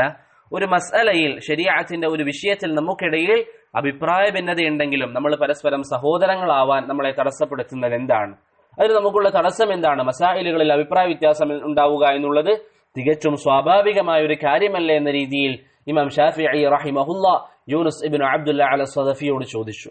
ഇമാം ദഹബി റഹിമഹുല്ലാഹ് ഈ സംഭവം പറഞ്ഞ ശേഷം അതിന്റെ താഴെ സിയറു അഅലാമിൻ നുബലായിൽ പറയുന്നതായി കാണാൻ സാധിക്കും, ഹാദാ യദുല്ലു അലാ കമാലി അഖ്ലി ഹാദൽ ഇമാം. ഇമാം ഷാഫിഈ റഹിമഹുല്ലാഹയുടെ ബുദ്ധികൂർമ്മതയെയാണ് ഈ സംഭവം മനസ്സിലാക്കി തരുന്നത്. ഇങ്ങനെ ആയിരിക്കണം നമ്മുടെ നിലപാട്. ഒരു വിഷയത്തിൽ പണ്ഡിതന്മാർ അഭിപ്രായ വ്യത്യാസം അനുവദിച്ച കാര്യമാണെങ്കിൽ, അവർക്കിടയിൽ അഭിപ്രായ ഭിന്നത ഉണ്ടായ കാര്യമാണെങ്കിൽ അതിൽ നമ്മൾ കണിശത കാണിക്കാൻ പാടില്ല. ഷെയ്ഖുൽ ഇസ്ലാം ഇബ്നു തൈമിയ്യ മജ്മൂഉൽ ഫതാവയിൽ പറയുന്നു, മസായിലുൽ ഇജ്തിഹാദ്, അഭിപ്രായ വ്യത്യാസം അനുവദിക്കപ്പെട്ട, ഗവേഷണം അനുവദിക്കപ്പെടുന്ന മസായിലുകളിൽ, അങ്ങനെയുള്ള മസായിലുകളിൽ മൻ അമില ഫീഹാ ബിഖൗലി ബഅദിൽ ഉലമാഇ ലം യുൻകർ അലൈഹി, ചില പണ്ഡിതന്മാർ അഭിപ്രായപ്പെട്ടിരിക്കുന്ന അഭിപ്രായങ്ങൾ ആരെങ്കിലും സ്വീകരിച്ചതിന്റെ പേരിൽ അയാളെ തള്ളിപ്പറയാൻ പാടില്ല. വലം യുഹ്ജർ, അത് കാരണത്താൽ അദ്ദേഹവുമായി ബന്ധം വിച്ഛേദിക്കാൻ പാടില്ല. വമൻ അമില ബി അഹദിൽ ഖൗലൈനി ലം യുൻകർ അലൈഹി, പണ്ഡിതന്മാർക്കിടയിലുള്ള ഒരു അഭിപ്രായമാണ് ആരെങ്കിലും സ്വീകരിച്ചുകൊണ്ട് പ്രവർത്തിക്കുന്നതെങ്കിൽ അത് കാരണത്താൽ അവനെ ശക്തമായി കണിശമായി എതിർക്കാൻ പാടില്ല എന്ന് ഇബ്നു തൈമിയ്യ റഹിമഹുല്ലാഹ് മജ്മൂഉൽ ഫതാവയിൽ പറയുന്നതായി കാണാൻ സാധിക്കും. ഇതായിരുന്നു ഉലമാക്കളുടെ നിലപാട്. ഇതായിരുന്നു പ്രിയപ്പെട്ടവരെ ഉലമാക്കളുടെ നിലപാട്. അതുകൊണ്ട് ആ ഒരു വിശാലമായ മനസ്സ് നമുക്കിടയിൽ ഉണ്ടാവണം. ഇതിന് തമയ്യു എന്നല്ല പറയാ. ചില ആൾക്കാർ ഇതൊക്കെ കാണുമ്പോൾ പറയും അവർ ദീനിൽ സ്റ്റാൻഡ് ഇല്ലാത്തവരാണ്. അങ്ങനെയല്ല. ഇങ്ങനെയാണ് ഉലമാക്കൾ മസായിലുകളോട് പെരുമാറിയിരിക്കുന്നത്. ആ ഒരു ബോധം നമ്മുടെ മനസ്സിൽ വേണം. അതുകൊണ്ടാണ് ഇമാം അഹ്മദ് ബിൻ ഹംബലിന്റെ അരികിൽ റഹിമഹുല്ല ഒരു വ്യക്തി വന്നുകൊണ്ട് ചോദിച്ചു, അസർ നിസ്കാരത്തിന് ശേഷം സൂര്യൻ ഒരു അസ്തമിക്കുന്ന സമയമാകുന്നതിന് മുമ്പ് അസർ കഴിഞ്ഞ ഉടൻ സുന്നത്ത് നിസ്കരിക്കുന്നതിന്റെ വിധി എന്താണ്? ഇമാം അഹ്മദ് ബിൻ ഹംബൽ റഹിമഹുല്ല പറഞ്ഞു, ലാ നുസല്ലി, ആ സമയത്ത് നമ്മൾ നിസ്കരിക്കുകയില്ല, അല്ലെങ്കിൽ ആരോട് നിസ്കരിക്കാൻ പറയുകയില്ല. വലാ നഈബു ഫാഇലഹ്, അത് ചെയ്യുന്നവരെ നമ്മൾ ആക്ഷേപിക്കുകയും ചെയ്യില്ല എന്ന് ഇമാം അഹ്മദ് ബിൻ ഹംബൽ പറഞ്ഞു. ഇബ്നു റജബ് അൽ ഹംബലി റഹിമഹുല്ല അദ്ദേഹത്തിന്റെ ഫത്ഹുൽ ബാരിയിൽ ഈ കാര്യം സൂചിപ്പിക്കുമ്പോൾ പറയുന്നു, ഇത് ഇജ്തിഹാദിയായ മസ്അല ആയതുകൊണ്ടാണ്, ഗവേഷണം സ്വീകരിക്കപ്പെടുന്ന ഒരു മസ്അല ആയതുകൊണ്ടാണ് ഇമാം അഹ്മദ് ബിൻ ഹംബൽ ആ രീതിയിൽ മറുപടി പറഞ്ഞത് എന്ന് ഇമാം ഇബ്നു റജബ് അൽ ഹംബലി റഹിമഹുല്ല പറയുന്നതായി കാണാൻ സാധിക്കും. അതുകൊണ്ട് പ്രിയപ്പെട്ടവരെ, പണ്ഡിതന്മാർ അഭിപ്രായ വ്യത്യാസം സ്വീകരിച്ചിരിക്കുന്ന മസായിലുകളിൽ തർക്കം കാണിക്കുക അല്ലെങ്കിൽ കണിശത കാണിക്കുക എന്നുള്ളത് നമ്മെ സംബന്ധിച്ചിടത്തോളം ശരീഅത്ത് അനുവദിക്കുന്നതല്ല, അത് മുൻഗാമികളുടെ ചര്യയുമല്ല. പിന്നെ എന്താണ് നമ്മൾ ചെയ്യേണ്ടത്? ഫിഖഹിന്റെ ഒരു മസ്അലയിൽ, ഇജ്തിഹാദിയായ ഒരു മസ്അലയിൽ നമ്മൾ മനസ്സിലാക്കുന്ന അഭിപ്രായത്തിന് വിപരീതമായി ഒരു സഹോദരൻ പറയുകയാണെങ്കിൽ നമുക്ക് അവിടെ ചെയ്യാൻ പറ്റുന്നത് എന്താണ്? അദ്ദേഹത്തെ കണിശമായി എതിർക്കാനോ അല്ലെങ്കിൽ അദ്ദേഹത്തെ ഹജർ ചെയ്യാനോ ബന്ധം ഒഴിവാക്കാനോ പാടില്ല. പിന്നെ എന്താണ് നമുക്ക് അനുവാദം ഇസ്ലാം നൽകുന്നത്? ഷെയ്ഖുൽ ഇസ്ലാം ഇബ്നു തൈമിയ്യ റഹിമഹുല്ലാഹ് പറയുന്നു, ഇന്ന മിസ്ല ഹാദിഹിൽ മസാഇൽ അൽ ഇജ്തിഹാദിയ്യ, ഈ രീതിയിലുള്ള ഇജ്തിഹാദിയായ മസ്അലകൾ, ഗവേഷണം സ്വീകരിക്കുന്ന, അഭിപ്രായ വ്യത്യാസം സ്വീകരിക്കുന്ന മസായിലുകൾ, ലാ തുൻകറു ഫീഹാ ബിൽയദ്, കൈകൊണ്ട് ആ വിഷയത്തിൽ നമ്മൾ തടുക്കാനോ എതിർക്കാനോ പാടില്ല.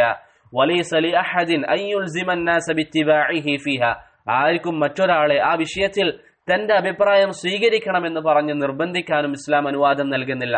മറിച്ച് അനുവാദം നൽകുന്നത് എന്താണ്? യതകല്ലമു ബിൽ ഹുജജിൽ ഇൽമിയ്യ, ഇൽമിയായ പ്രമാണങ്ങൾ വെച്ചുകൊണ്ട്, അറിവുകൾ കൊണ്ട് പരസ്പരം സംവാദം നടത്താം. ഒരു വ്യക്തി നമ്മൾ മനസ്സിലാക്കുന്ന ഫിഖ്ഹി മസ്അലക്കെതിരെ അഭിപ്രായം പറയുന്നുണ്ടെങ്കിൽ അദ്ദേഹത്തിന് ഫിഖ്ഹിയായ മസ്അലകൾ കൊണ്ട് നമുക്കത് തെളിയിച്ചു കൊടുക്കാം. ഉദാഹരണത്തിന് ഒരാൾ പറയാണ് ജമാഅത്ത് നിസ്കാരം എന്നുള്ളത് സുന്നത്താണ്, നല്ല മദ്ഹബ്, പല മദ്ഹബും അഭിപ്രായപ്പെട്ടതുപോലെ. മറ്റൊരാൾ പറയാണല്ല, ജമാഅത്ത് നിസ്കാരം വാജിബാണ്. അങ്ങനെയാണെങ്കിൽ ഈ വാജിബാണെന്ന് പറയുന്ന ആൾക്ക്, സുന്നത്താണെന്ന് പറയുന്ന ആൾക്ക് അതിന്റെ തെളിവുകൾ വെച്ചുകൊണ്ട് അതങ്ങനെ പറയരുത്, ഇന്ന തെളിവുകളുണ്ട് എന്ന രീതിയിൽ നല്ല രീതിയിൽ തെളിവുകൾ വെച്ചുകൊണ്ട് സംവാദം നടത്താം, വിഷയങ്ങൾ പറഞ്ഞു കൊടുക്കാം. അതല്ലാതെ കൈകൾ കൊണ്ട് തടുക്കാനോ ശക്തമായി കണിശമായി ആക്ഷേപിക്കാനോ അത് കാരണത്താൽ ബന്ധം വിച്ഛേദിക്കാനോ ഒരിക്കലും ഇസ്ലാം അനുവദിക്കുന്നില്ല. മറിച്ച് യതകല്ലമു ബിൽ ഹുജജിൽ ഇൽമിയ്യ, ഇൽമിയായ തെളിവുകൾ വെച്ചുകൊണ്ട് വിഷയങ്ങൾ പറയാം. എന്നിട്ട് ഷെയ്ഖുൽ ഇസ്ലാം പറയുന്നു, ഫമൻ തബയ്യന ലഹു സിഹ്ഹതു അഹദിൽ ഖൗലൈനി തബിഅ, എന്നിട്ട് അങ്ങനെ സംസാരിച്ചതിന്റെ അടിസ്ഥാനത്തിൽ ഒരാൾക്ക് ഏത് സംസാരമാണോ ശരിയായി തോന്നുന്നത് അത് അദ്ദേഹത്തിന് സ്വീകരിക്കാം. വമൻ ഖല്ലദൽ ഖൗലൽ ആഖർ, ഇനി മറ്റൊരാൾ, രണ്ടാമതാള അഭിപ്രായം അല്ലെങ്കിൽ തെളിവുകൾ അദ്ദേഹത്തിന്റെ മനസ്സിന് തൃപ്തിയാവുന്നില്ല, അല്ലെങ്കിൽ അത്ര ഒരു ബലമായ തെളിവായിട്ട് തോന്നുന്നില്ല, അത് കാരണത്താൽ മറ്റേ അഭിപ്രായം തന്നെയാണ് അദ്ദേഹം സ്വീകരിക്കുന്നതെങ്കിൽ ഫലാ ഇൻകാറ അലൈഹി, അദ്ദേഹത്തെ അത് കാരണത്താൽ എതിർക്കാനോ അല്ലെങ്കിൽ കണിശമായി പെരുമാറാനോ പാടില്ല എന്ന് ഇബ്നു തൈമിയ്യ റഹിമഹുല്ലാഹ് മജ്മൂഉൽ ഫതാവയിൽ പറയുന്നതായി കാണാൻ സാധിക്കും. അതുകൊണ്ട് ഈ ഒരു വിശാല മനസ്കത നമുക്കുണ്ടാവണം. ഫിഖ്ഹിൽ അഭിപ്രായ വ്യത്യാസം സ്വീകരിക്കുന്ന അല്ലെങ്കിൽ ശരീഅത്തിൽ അഭിപ്രായ വ്യത്യാസം സ്വീകരിക്കപ്പെടുന്ന ഈ മസായിലുകളിൽ പ്രിയപ്പെട്ടവരെ നമുക്കൊരു വീക്ഷണം ഉണ്ടാവണം. സഹാബത്തിനിടയിൽ തന്നെ എത്രയോ മസായിലുകൾ ഇങ്ങനെ അഭിപ്രായ ഭിന്നതയുണ്ട്. ഉമർ ഇബ്നുൽ ഖത്താബ് റളിയല്ലാഹു അൻഹും അബ്ദുല്ലാഹ് ഇബ്നു മസ്ഊദ് റളിയല്ലാഹു അൻഹും അഭിപ്രായ ഭിന്നതയിലായിരിക്കുന്ന ധാരാളം മസ്അലകൾ ഇബ്നുൽ ഖയ്യിം റഹിമഹുല്ലാഹ് അദ്ദേഹത്തിന്റെ ചില കിതാബുകളിൽ ഉദ്ധരിക്കുന്നതായി കാണാൻ സാധിക്കും. ഇഅ്ലാമുൽ മുവഖ്ഖിഈനിലൊക്കെ ചില കാര്യങ്ങൾ അദ്ദേഹം സൂചിപ്പിക്കുന്നതായി കാണാൻ സാധിക്കും. അവർ വലിയ സ്വഹാബികളാണ്. അപ്പോൾ അവർക്കിടയിൽ അബൂ ഹുറൈറ റളിയല്ലാഹു അൻഹും ആയിഷ റളിയല്ലാഹു അൻഹയും തമ്മിൽ ചില മസ്അലകളിൽ അഭിപ്രായ വ്യത്യാസം ഉണ്ടായിരുന്നു. അത് കാരണത്താൽ അവർ പരസ്പരം തെറ്റാനോ അല്ലെങ്കിൽ പരസ്പരം കോപിക്കാനോ പരസ്പരം വെറുക്കാനോ കാരണമായിട്ടില്ല. മറിച്ച് എന്താണോ തെളിവ് അതിന്റെ അടിസ്ഥാനത്തിൽ നമുക്ക് വിശദീകരിച്ചു കൊടുക്കാം. ഇവിടെ നമ്മൾ മനസ്സിലാക്കേണ്ട മറ്റൊരു കാര്യം, ബറകല്ലാഹു ഫീക്കും, ഇങ്ങനെ കണിശമായി എതിർക്കാൻ പാടില്ല എന്ന് പറയുന്നത്, ഒരു മസ്അലയിൽ രണ്ടഭിപ്രായം പണ്ഡിതന്മാർക്കിടയിൽ വന്നിട്ടുണ്ടെങ്കിൽ അതിൽ കണിശമായി എതിർക്കാൻ പാടില്ല എന്ന് പറയുന്നത് ഈ രണ്ടഭിപ്രായവും ശരിയായതുകൊണ്ടാണോ? ഒരിക്കലുമല്ല. മറിച്ച് അതിലൊരു അഭിപ്രായം മാത്രമാണ് ശരിയുള്ളൂ, മറ്റേ അഭിപ്രായം തെറ്റാണ്. പക്ഷേ അത് ഏതാണെന്ന് ഖണ്ഡിതമായിട്ട് നമുക്കറിയില്ല. രണ്ടിനും സാധ്യതയുണ്ട്. ശരി ഒന്ന് മാത്രമാണ്. ഇമാം ഷാത്തുബിയും ഇമാം ഷാഫിഈയും ഷെയ്ഖുൽ ഇസ്ലാം ഇബ്നു തൈമിയ്യ റഹിമഹുമുല്ലാഹ് തുടങ്ങിയ പണ്ഡിതന്മാരൊക്കെ ഈ വിഷയം വിശദീകരിക്കുന്നതായി നമുക്ക് കാണാൻ സാധിക്കും. ഹഖ് എന്ന് പറയുന്നത് ഒന്നാണ്, പക്ഷേ അതേതാണെന്ന് വ്യക്തമല്ല. അതുകൊണ്ടാണ് ഈ വിഷയത്തിൽ ശക്തമായി എതിർക്കാൻ പാടില്ല എന്ന് പറയുന്നത്. അതുപോലെ തന്നെ ഇവിടെ നമ്മൾ മനസ്സിലാക്കേണ്ട മറ്റൊരു പ്രധാനപ്പെട്ട കാര്യം, ഏതെങ്കിലും ഒന്നാ ശരിയുള്ളൂ എന്ന് നമ്മൾ പറഞ്ഞു. അതുകൊണ്ട് ഒരു വ്യക്തി പഠിക്കുന്ന സാഹചര്യത്തിൽ, അല്ലെങ്കിൽ ഇൽമ പഠിക്കുന്ന സാഹചര്യത്തിൽ, അല്ലെങ്കിൽ നമുക്കൊരു മസലയെ സംബന്ധിച്ച് അറിയണമെങ്കിൽ ഹക്കിലേക്ക് നമുക്ക് എത്തണം എന്നൊരു ചിന്താഗതിയിലായിരിക്കണം വിഷയങ്ങളെ സമീപിക്കേണ്ടത്. അതല്ലാതെ പണ്ഡിതന്മാർക്ക് അഭിപ്രായ വ്യത്യാസമുണ്ട്, ഏതും നമുക്ക് എടുക്കാം എന്നൊരു ചിന്തയിൽ, ആ ഒരു ബുദ്ധിയിൽ വിഷയങ്ങളെ സമീപിക്കാൻ പാടില്ല. മറിച്ച് എനിക്ക് ഹക്ക് മനസ്സിലാവണം എന്ന രീതിയിലായിരിക്കണം വിഷയങ്ങളെ സമീപിക്കേണ്ടത്. അതിനെ സ്വീകരിക്കേണ്ട നിലപാടുകൾ എന്താണ്, അത് സ്റ്റെപ്പ് ബൈ സ്റ്റെപ്പ് ആയിട്ട് ഇൻഷാ അള്ളാഹ് നമുക്ക് ഈ ദർസിന്റെ അവസാനത്തിൽ പറയാം. അതുപോലെ തന്നെ ഈ വിഷയവുമായി പണ്ഡിതന്മാർ സ്വീകരിക്കുന്ന അഭിപ്രായ വ്യത്യാസവുമായി പറയുമ്പോൾ അവിടെ സൂചിപ്പിക്കേണ്ട പ്രധാനപ്പെട്ട ഒരു കാര്യമാണ് ഇഖ്തിലാഫു തനവ്വു. ഇതുവരെ നമ്മൾ പറഞ്ഞ കാര്യങ്ങൾ മനസ്സിലായില്ലേ? ഇതുവരെ പറഞ്ഞ കാര്യങ്ങൾ എന്താണ്? അഭിപ്രായ വ്യത്യാസം സ്വീകരിക്കപ്പെടുന്ന പ്രധാന സാഹചര്യങ്ങൾ 3 ആണ്. ഒന്ന്, ഒരു വിഷയത്തിൽ ഖുർആനിൽ നിന്നോ ഹദീസിൽ നിന്നോ ഇജ്മാഇന്റെ അടിസ്ഥാനത്തിലോ തെളിവ് വരാതിരിക്കുക. രണ്ടാമത്തേത്, ഒരു വിഷയത്തിൽ തെളിവ് വന്നിട്ടുണ്ട്, പക്ഷെ അത് 2 അർത്ഥത്തിന് സാധ്യതയുണ്ട്, അല്ലെങ്കിൽ ഒന്നിലധികം അർത്ഥങ്ങൾക്ക് സാധ്യതയുണ്ട്. മൂന്നാമത്തേത്, ഒരു വിഷയത്തിൽ നസ്സ് വന്നിട്ടുണ്ടെങ്കിലും അതിന്റെ സ്വീകാര്യതയെ ചൊല്ലി പണ്ഡിതന്മാർക്ക് തർക്കമുണ്ട്, അതല്ലെങ്കിൽ അതിനെതിരായി മറ്റ് നസ്സുകൾ വന്നിട്ടുണ്ട്. ഇതാണ് നമ്മൾ പറഞ്ഞത്. അതുപോലെ തന്നെ അതിനുള്ള കാരണങ്ങൾ എന്താണ്, ആ വിഷയങ്ങളൊക്കെ അൽഹംദുലില്ലാഹ് നമ്മൾ പറഞ്ഞു. ഇതിന്റെ കൂടെ നമ്മൾ മനസ്സിലാക്കേണ്ട ഒരു കാര്യമാണ് പ്രിയപ്പെട്ടവരെ, ബറകല്ലാഹു ഫീക്കും, ഇഖ്തിലാഫു തനവ്വു. എന്താണ് ഇഖ്തിലാഫു തനവ്വു എന്ന് പറഞ്ഞാൽ? ഒരു വിഷയത്തിൽ ഒന്നിലധികം രീതികൾ നബി സല്ലല്ലാഹു അലൈഹി വസല്ലമയിൽ നിന്ന് സ്ഥിരപ്പെടുക. ഒരു വിഷയത്തിൽ ഒന്നിലധികം രീതികൾ നബി സല്ലല്ലാഹു അലൈഹി വസല്ലമയിൽ നിന്ന് സ്ഥിരപ്പെടുക, അല്ലെങ്കിൽ പണ്ഡിതന്മാർ ആ വിഷയത്തിൽ പറഞ്ഞതായി കാണാൻ സാധിക്കുക. അത് ബാഹ്യമായി നമ്മൾ നോക്കുകയാണെങ്കിൽ അത് ഇഖ്തിലാഫായി നമുക്ക് തോന്നും, പക്ഷെ അത് ശരിയായ ഒരു ഖിലാഫിന്റെ രൂപമല്ല. ഒരു ഉദാഹരണം ഞാൻ പറഞ്ഞുതരാം മനസ്സിലാകാൻ. നിസ്കാരത്തിൽ കൈകെട്ടയുടൻ നമ്മൾ പറയുന്ന പ്രാർത്ഥനയ്ക്ക് എന്ത് പറയും? ദുആഉൽ ഇസ്തിഫ്താഹ്, ദുആഉൽ ഇസ്തിഫ്താഹ് എന്ന് പറയും. നബി സല്ലല്ലാഹു അലൈഹി വസല്ലം പല നിസ്കാരങ്ങളിലും ദുആഉൽ ഇസ്തിഫ്താഹ് പല രീതിയിലാണ് പറഞ്ഞിരിക്കുന്നത്. ഹദീസുകൾ നമ്മൾ നോക്കിയാൽ രാത്രി നിസ്കാരങ്ങളിലും അതല്ലാത്ത നിസ്കാരങ്ങളിലൊക്കെയായി ഏകദേശം 8ഓളം രീതികൾ നബി സല്ലല്ലാഹു അലൈഹി വസല്ലമയിൽ നിന്ന് ഇസ്തിഫ്താഹിന്റെ വിഷയത്തിൽ സ്ഥിരപ്പെട്ടതായി നമുക്ക് കാണാൻ സാധിക്കും.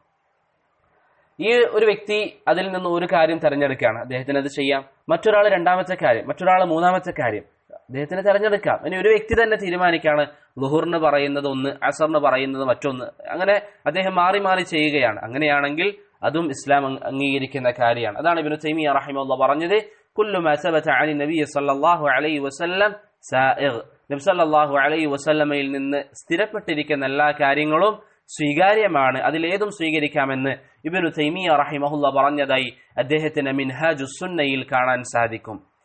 അതുപോലെ തന്നെയാണ് നിസ്കാരത്തിന് ശേഷമുള്ള അദ്കാറുകൾ. നിസ്കാരത്തിന് ശേഷം സുബ്ഹാനല്ലാഹ്, അൽഹംദുലില്ലാഹ്, അല്ലാഹു അക്ബർ പറയുന്നതിൽ ഒന്നിലധികം രീതി നബി സല്ലല്ലാഹു അലൈഹി വസല്ലമയിൽ നിന്ന് ഉദ്ധരിക്കപ്പെട്ടിട്ടുണ്ട്. ആർക്കും ഏതും സ്വീകരിക്കാം. ഒരു വ്യക്തി ളുഹുർ നിസ്കാരത്തിന് ശേഷം ഒരു രീതി സ്വീകരിച്ചു, അസറിന് ശേഷം മറ്റൊരു രീതി സ്വീകരിച്ചു, അദ്ദേഹത്തെ സംബന്ധിച്ചിടത്തോളം അനുവദനീയമാണ്. അതിനെയാണ് ശൈഖുൽ ഇസ്ലാം ഇഖ്തിലാഫു തനവ്വു എന്ന് പറയുന്നത്. അത് അംഗീകരിക്കുന്ന കാര്യമാണ്. അതുപോലെ തന്നെ ഇവിടെ ഇഖ്തിലാഫു തനവ്വു പറഞ്ഞതിന്റെ പേരിൽ സൂചിപ്പിക്കാൻ ആഗ്രഹിക്കുന്ന ഒരു വിഷയം, ഖുർആനിന്റെ ചില ആയത്ത് വിശദീകരിക്കുമ്പോൾ പണ്ഡിതന്മാർ പല അഭിപ്രായങ്ങൾ പറഞ്ഞതായി കാണാൻ സാധിക്കും. അത് അധികവും ഇഖ്തിലാഫു തനവ്വുഇൽ പെട്ടതായിരിക്കും. ഉദാഹരണത്തിന് ഇഹ്ദിനസ് സിറാത്തൽ മുസ്തഖീം, പരിശുദ്ധ ഖുർആനിലെ ഫാത്തിഹയിലെ ആയത്താണ് ഇഹ്ദിനസ് സിറാത്തൽ മുസ്തഖീം. ഇവിടെ സിറാത്തുൽ മുസ്തഖീം കൊണ്ടുള്ള ഉദ്ദേശം എന്താണ്? ചില ഉലമാക്കൾ പറഞ്ഞു അതുകൊണ്ടുള്ള ഉദ്ദേശം അള്ളാഹുവിന്റെ കിതാബാണ്, ഖുർആനാണ്. വേറെ ചില ഉലമാക്കൾ പറഞ്ഞു നബി സല്ലല്ലാഹു അലൈഹി വസല്ലമയുടെ സുന്നത്താണ്. വേറെ ചില ഉലമാക്കൾ പറഞ്ഞു ദീനുൽ ഇസ്ലാമാണ് ഉദ്ദേശം. ഇത് ഏത് അർത്ഥം പറഞ്ഞാലും ശരിയാണ്. അതുകൊണ്ട് തന്നെ ആ ആയത്ത് എല്ലാ അർത്ഥവും ശരിയാണ്. ആയത്തിൽ ഈ 3 അർത്ഥം പറഞ്ഞാലും ആ ആയത്തിന്റെ ഉദ്ദേശം അതാണെന്ന വിഷയത്തിൽ തർക്കമില്ല. അതാണ് ഇഖ്തിലാഫു തനവ്വു, പല രീതികളിൽ വന്നിരിക്കുന്ന ഖിലാഫ്. പക്ഷേ ആ രീതികളൊക്കെ ഇസ്ലാമിന്റെ അടിസ്ഥാനം അംഗീകരിച്ചിരിക്കുന്ന കാര്യമാണ്. അതുകൊണ്ട് തന്നെ ഇബ്നു തൈമിയ്യ റഹിമഹുല്ലാഹ് ഇഖ്തിലാഫു തനവ്വു എന്ന് പറഞ്ഞിരിക്കുന്ന ഈ ഒരു വിഭാഗം അത് വാസ്തവത്തിൽ ഖിലാഫ് അല്ല, മറിച്ച് അത് ഏതും തെരഞ്ഞെടുക്കാനുള്ള ഒരു അവകാശമാണെന്ന രീതിയിലാണ് നബി സല്ലല്ലാഹു അലൈഹി വസല്ലം പഠിപ്പിച്ചിരിക്കുന്നത്. ഖിലാഫ് എന്ന് പറയരുത് എന്നാണ് ഇബ്നുൽ ഖയ്യിം റഹിമഹുല്ലാഹ് അദ്ദേഹത്തിന്റെ സവാഇഖുൽ മുർസലയിലും ഷാത്തുബി അദ്ദേഹത്തിന്റെ ചില കിതാബുകളിലും പറഞ്ഞിരിക്കുന്നത്. അത് കേവലം ബാഹ്യമായി നോക്കുമ്പോൾ ഒരു ഖിലാഫിന്റെ രൂപമാണെങ്കിലും അത് ഖിലാഫ് അല്ല എന്ന് ഈ പണ്ഡിതന്മാർ പറഞ്ഞതായി കാണാൻ സാധിക്കും. ഇതുവരെ നമ്മൾ പറഞ്ഞിരിക്കുന്ന കാര്യങ്ങൾ എന്തൊക്കെയാണ്? ഖിലാഫ് അനുവദിക്കപ്പെടുന്ന മേഖലകളുണ്ട്. അത് അടിസ്ഥാനപരമായി 3 കാര്യങ്ങളാണ്, അല്ലെങ്കിൽ 3 സാഹചര്യങ്ങളാണ്. ആ സാഹചര്യങ്ങൾ എന്താണെന്ന് നമ്മൾ പറഞ്ഞു. അവിടെ പണ്ഡിതന്മാർക്ക് അഭിപ്രായ ഭിന്നത ഉണ്ടാവാനുള്ള കാരണങ്ങൾ എന്തായിരുന്നു, സബബുകൾ എന്തായിരുന്നു, അതും നമ്മൾ പറഞ്ഞു. അവിടെ ഒരു മുസ്ലിം സ്വീകരിക്കേണ്ട നിലപാട് എന്താണ്, എന്ത് ചെയ്യാൻ പാടില്ല, എന്താണ് ചെയ്യാൻ അനുവദനീയമുള്ളത് തുടങ്ങിയ കാര്യങ്ങൾ നമ്മൾ പറഞ്ഞു. അതിന്റെ കൂടെ ഇഖ്തിലാഫു തനവ്വു നമ്മൾ പറഞ്ഞു. ഇവിടെ മേൽ പറയപ്പെട്ട ഖിലാഫുമായി ബന്ധപ്പെട്ട അല്ലെങ്കിൽ ഖിലാഫ് അനുവദിക്കപ്പെടുന്ന ഒരു മേഖലയാണ് ഇന്ന് പല ആൾക്കാരും ചർച്ചയായി കൊണ്ടിരിക്കുന്ന ഫോട്ടോഗ്രാഫിയുടെ വിഷയം. അതിന്റെ വിശദീകരണങ്ങൾ ഇൻഷാ അള്ളാഹ് ദർസിന്റെ അവസാനത്തിൽ നമുക്ക് സൂചിപ്പിക്കാം. അപ്പോൾ ഒന്നാമത്തെ വിഭാഗം നമ്മൾ പറഞ്ഞു കഴിഞ്ഞു, അനുവദിക്കപ്പെടുന്ന ഖിലാഫ്. രണ്ടാമത്തെ വിഭാഗം എന്നുള്ളത് അനുവദിക്കപ്പെടാത്ത ഖിലാഫാണ്, ശരീഅത്ത് അംഗീകരിക്കാത്ത ഖിലാഫ്. ഈ വിഷയങ്ങളിൽ, ഇനി പറയാൻ വേണ്ടി പോകുന്ന വിഷയങ്ങളിൽ ആരെങ്കിലും അഭിപ്രായ വ്യത്യാസം പറയുകയാണെങ്കിൽ അത് ശരീഅത്ത് അംഗീകരിക്കുന്നില്ല. അതിൽ ഒന്നാമത്തേത് എന്താണ്? നേരത്തെ പറഞ്ഞതിന്റെ നേരെ വിപരീതങ്ങൾ. ഒന്നാമത്തേത്, ഒരു വിഷയത്തിൽ ഖുർആനിലോ സ്വഹീഹായ ഹദീസിലോ വ്യക്തമായ ഒരു വിധി വന്നിട്ടുണ്ടെങ്കിൽ, അതല്ലെങ്കിൽ ആ വിഷയത്തിലെ ഉലമാക്കളുടെ അരികിൽ നിന്ന് സ്ഥിരപ്പെട്ടിരിക്കുന്ന ഇജ്മാ വന്നിട്ടുണ്ടെങ്കിൽ അതിൽ അഭിപ്രായ വ്യത്യാസം സ്വീകാര്യമല്ല. അത് ആര് തന്നെ പറഞ്ഞാലും അതിൽ അഭിപ്രായ വ്യത്യാസം സ്വീകാര്യമല്ല. ഏതെങ്കിലും ഒരു വിഷയത്തിൽ ഖുർആനിൽ നിന്നോ ഹദീസിൽ നിന്നോ വ്യക്തമായ അതിന്റെ വിധി എന്താണെന്ന് വന്നിട്ടുണ്ടെങ്കിൽ ആ വിഷയത്തിൽ മറ്റൊരു അഭിപ്രായം ഒരാൾ പറയുകയാണെങ്കിൽ അത് സ്വീകാര്യമല്ല. അത് ആര് പറഞ്ഞാലും. ഇമാം ഷാഫിഈ റഹിമഹുല്ലാഹ് അദ്ദേഹത്തിന്റെ കിതാബുർ റിസാലയിൽ പറയുന്നത് കാണാം, കുല്ലു മാ അഖാമ അല്ലാഹു ബിഹിൽ ഹുജ്ജത ഫീ കിതാബിഹി ഔ അലാ ലിസാനി നബിയിഹി മൻസൂസൻ ബയ്യിനൻ ലം യജുസ് അൽ ഇഖ്തിലാഫു ഫീഹി ലിമൻ അലിമഹ.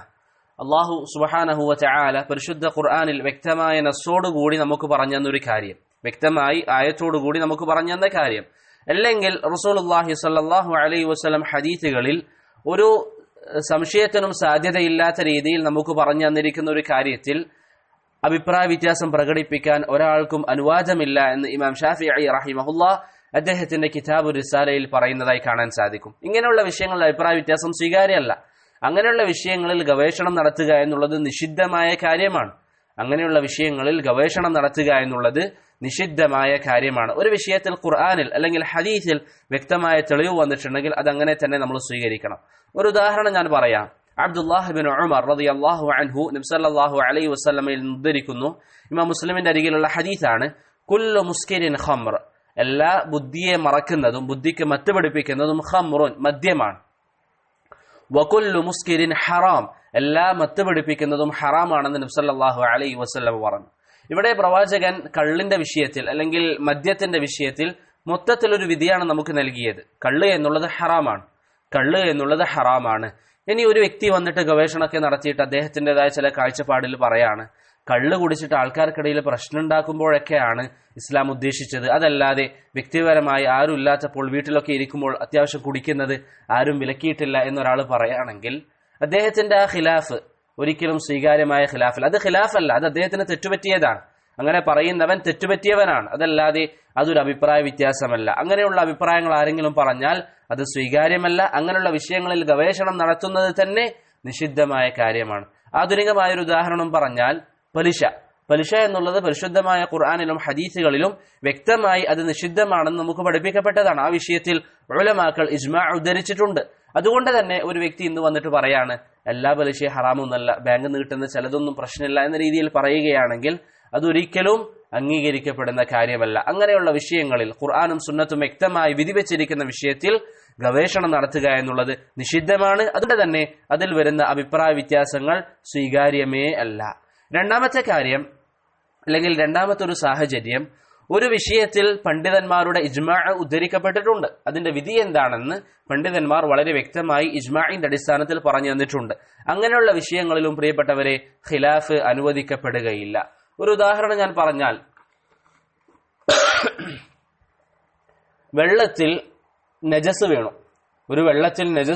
ആ വെള്ളത്തിന്റെ രുചിയോ അല്ലെങ്കിൽ നിറമോ മണമോ മൂന്നിൽ ഏതെങ്കിലും ഒരു കാര്യം അത് കാരണത്താൽ മാറ്റം വരികയാണെങ്കിൽ ആ വെള്ളം നജസായി.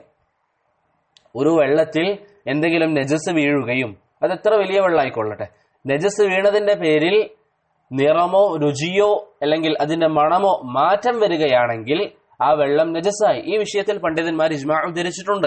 ഇമാം ഷാഫിഈ റഹിമഹുല്ലാഹ് കിതാബുൽ ഉമ്മിൽ ഇജ്മാ ഉദ്ധരിച്ചു. ഇബ്നുൽ മുൻദിർ അദ്ദേഹത്തിന്റെ കിതാബുൽ ഇജ്മാഇൽ ഇജ്മാ ഉദ്ധരിച്ചിട്ടുണ്ട്. ഇബ്നു അബ്ദുൽ ബർ ഇജ്മാ ഉദ്ധരിച്ചിട്ടുണ്ട് തംഹീദിൽ. ഇബ്നു ഖുദാമ അൽ മുഗ്നിയിൽ ഇജ്മാ ഉദ്ധരിച്ചിട്ടുണ്ട്. ഇബ്നു തൈമിയ അദ്ദേഹത്തിന്റെ മജ്മൂഉൽ ഫതാവയിൽ ഇജ്മാ ഉദ്ധരിച്ചിട്ടുണ്ട്. ഇങ്ങനെ ഉലമാക്കൾ ഇജ്മാ ഉദ്ധരിച്ചിരിക്കുന്ന വിഷയത്തിൽ ഒരാൾ വന്നിട്ട് അതിനെതിരായ ഒരു അഭിപ്രായം പറയുകയാണെങ്കിൽ ആ അഭിപ്രായം സ്വീകാര്യമല്ല. ഒരു വിഷയത്തിൽ പണ്ഡിതന്മാർക്കിടയിൽ ഇജ്മാ ഉദ്ധരിക്കപ്പെട്ടിട്ടുണ്ടെങ്കിൽ ആ വിഷയത്തിൽ പിന്നെ ആര് പറയുകയാണെങ്കിലും അവിടെ ഇജ്മാ സ്വീകാര്യമല്ല. ഇപ്പൊ ഇവിടെ 4 മദ്ഹബിന് ഇജ്മാ നമ്മൾ പറഞ്ഞു, 4 മദ്ഹബിനും ഈ അഭിപ്രായമാണ്. അതുപോലെ തന്നെ എല്ലാ ഉലമാക്കളും ഈ അഭിപ്രായമാണ്. നജസ് വീണ കാരണത്താൽ വെള്ളത്തിന്റെ 3/4 വിശേഷണത്തിന് കോട്ടം വരികയാണെങ്കിൽ ആ വെള്ളം നജസായി. ഇതിലൊരാളിന് എതിരായിട്ട് അഭിപ്രായം പറഞ്ഞ് അയാൾ പറയണം എനിക്ക് ഇങ്ങനെയാ തോന്നുന്നത്, അത് സ്വീകാര്യമല്ല. അങ്ങനെയുള്ള അഭിപ്രായ വ്യത്യാസം സ്വീകാര്യമല്ല.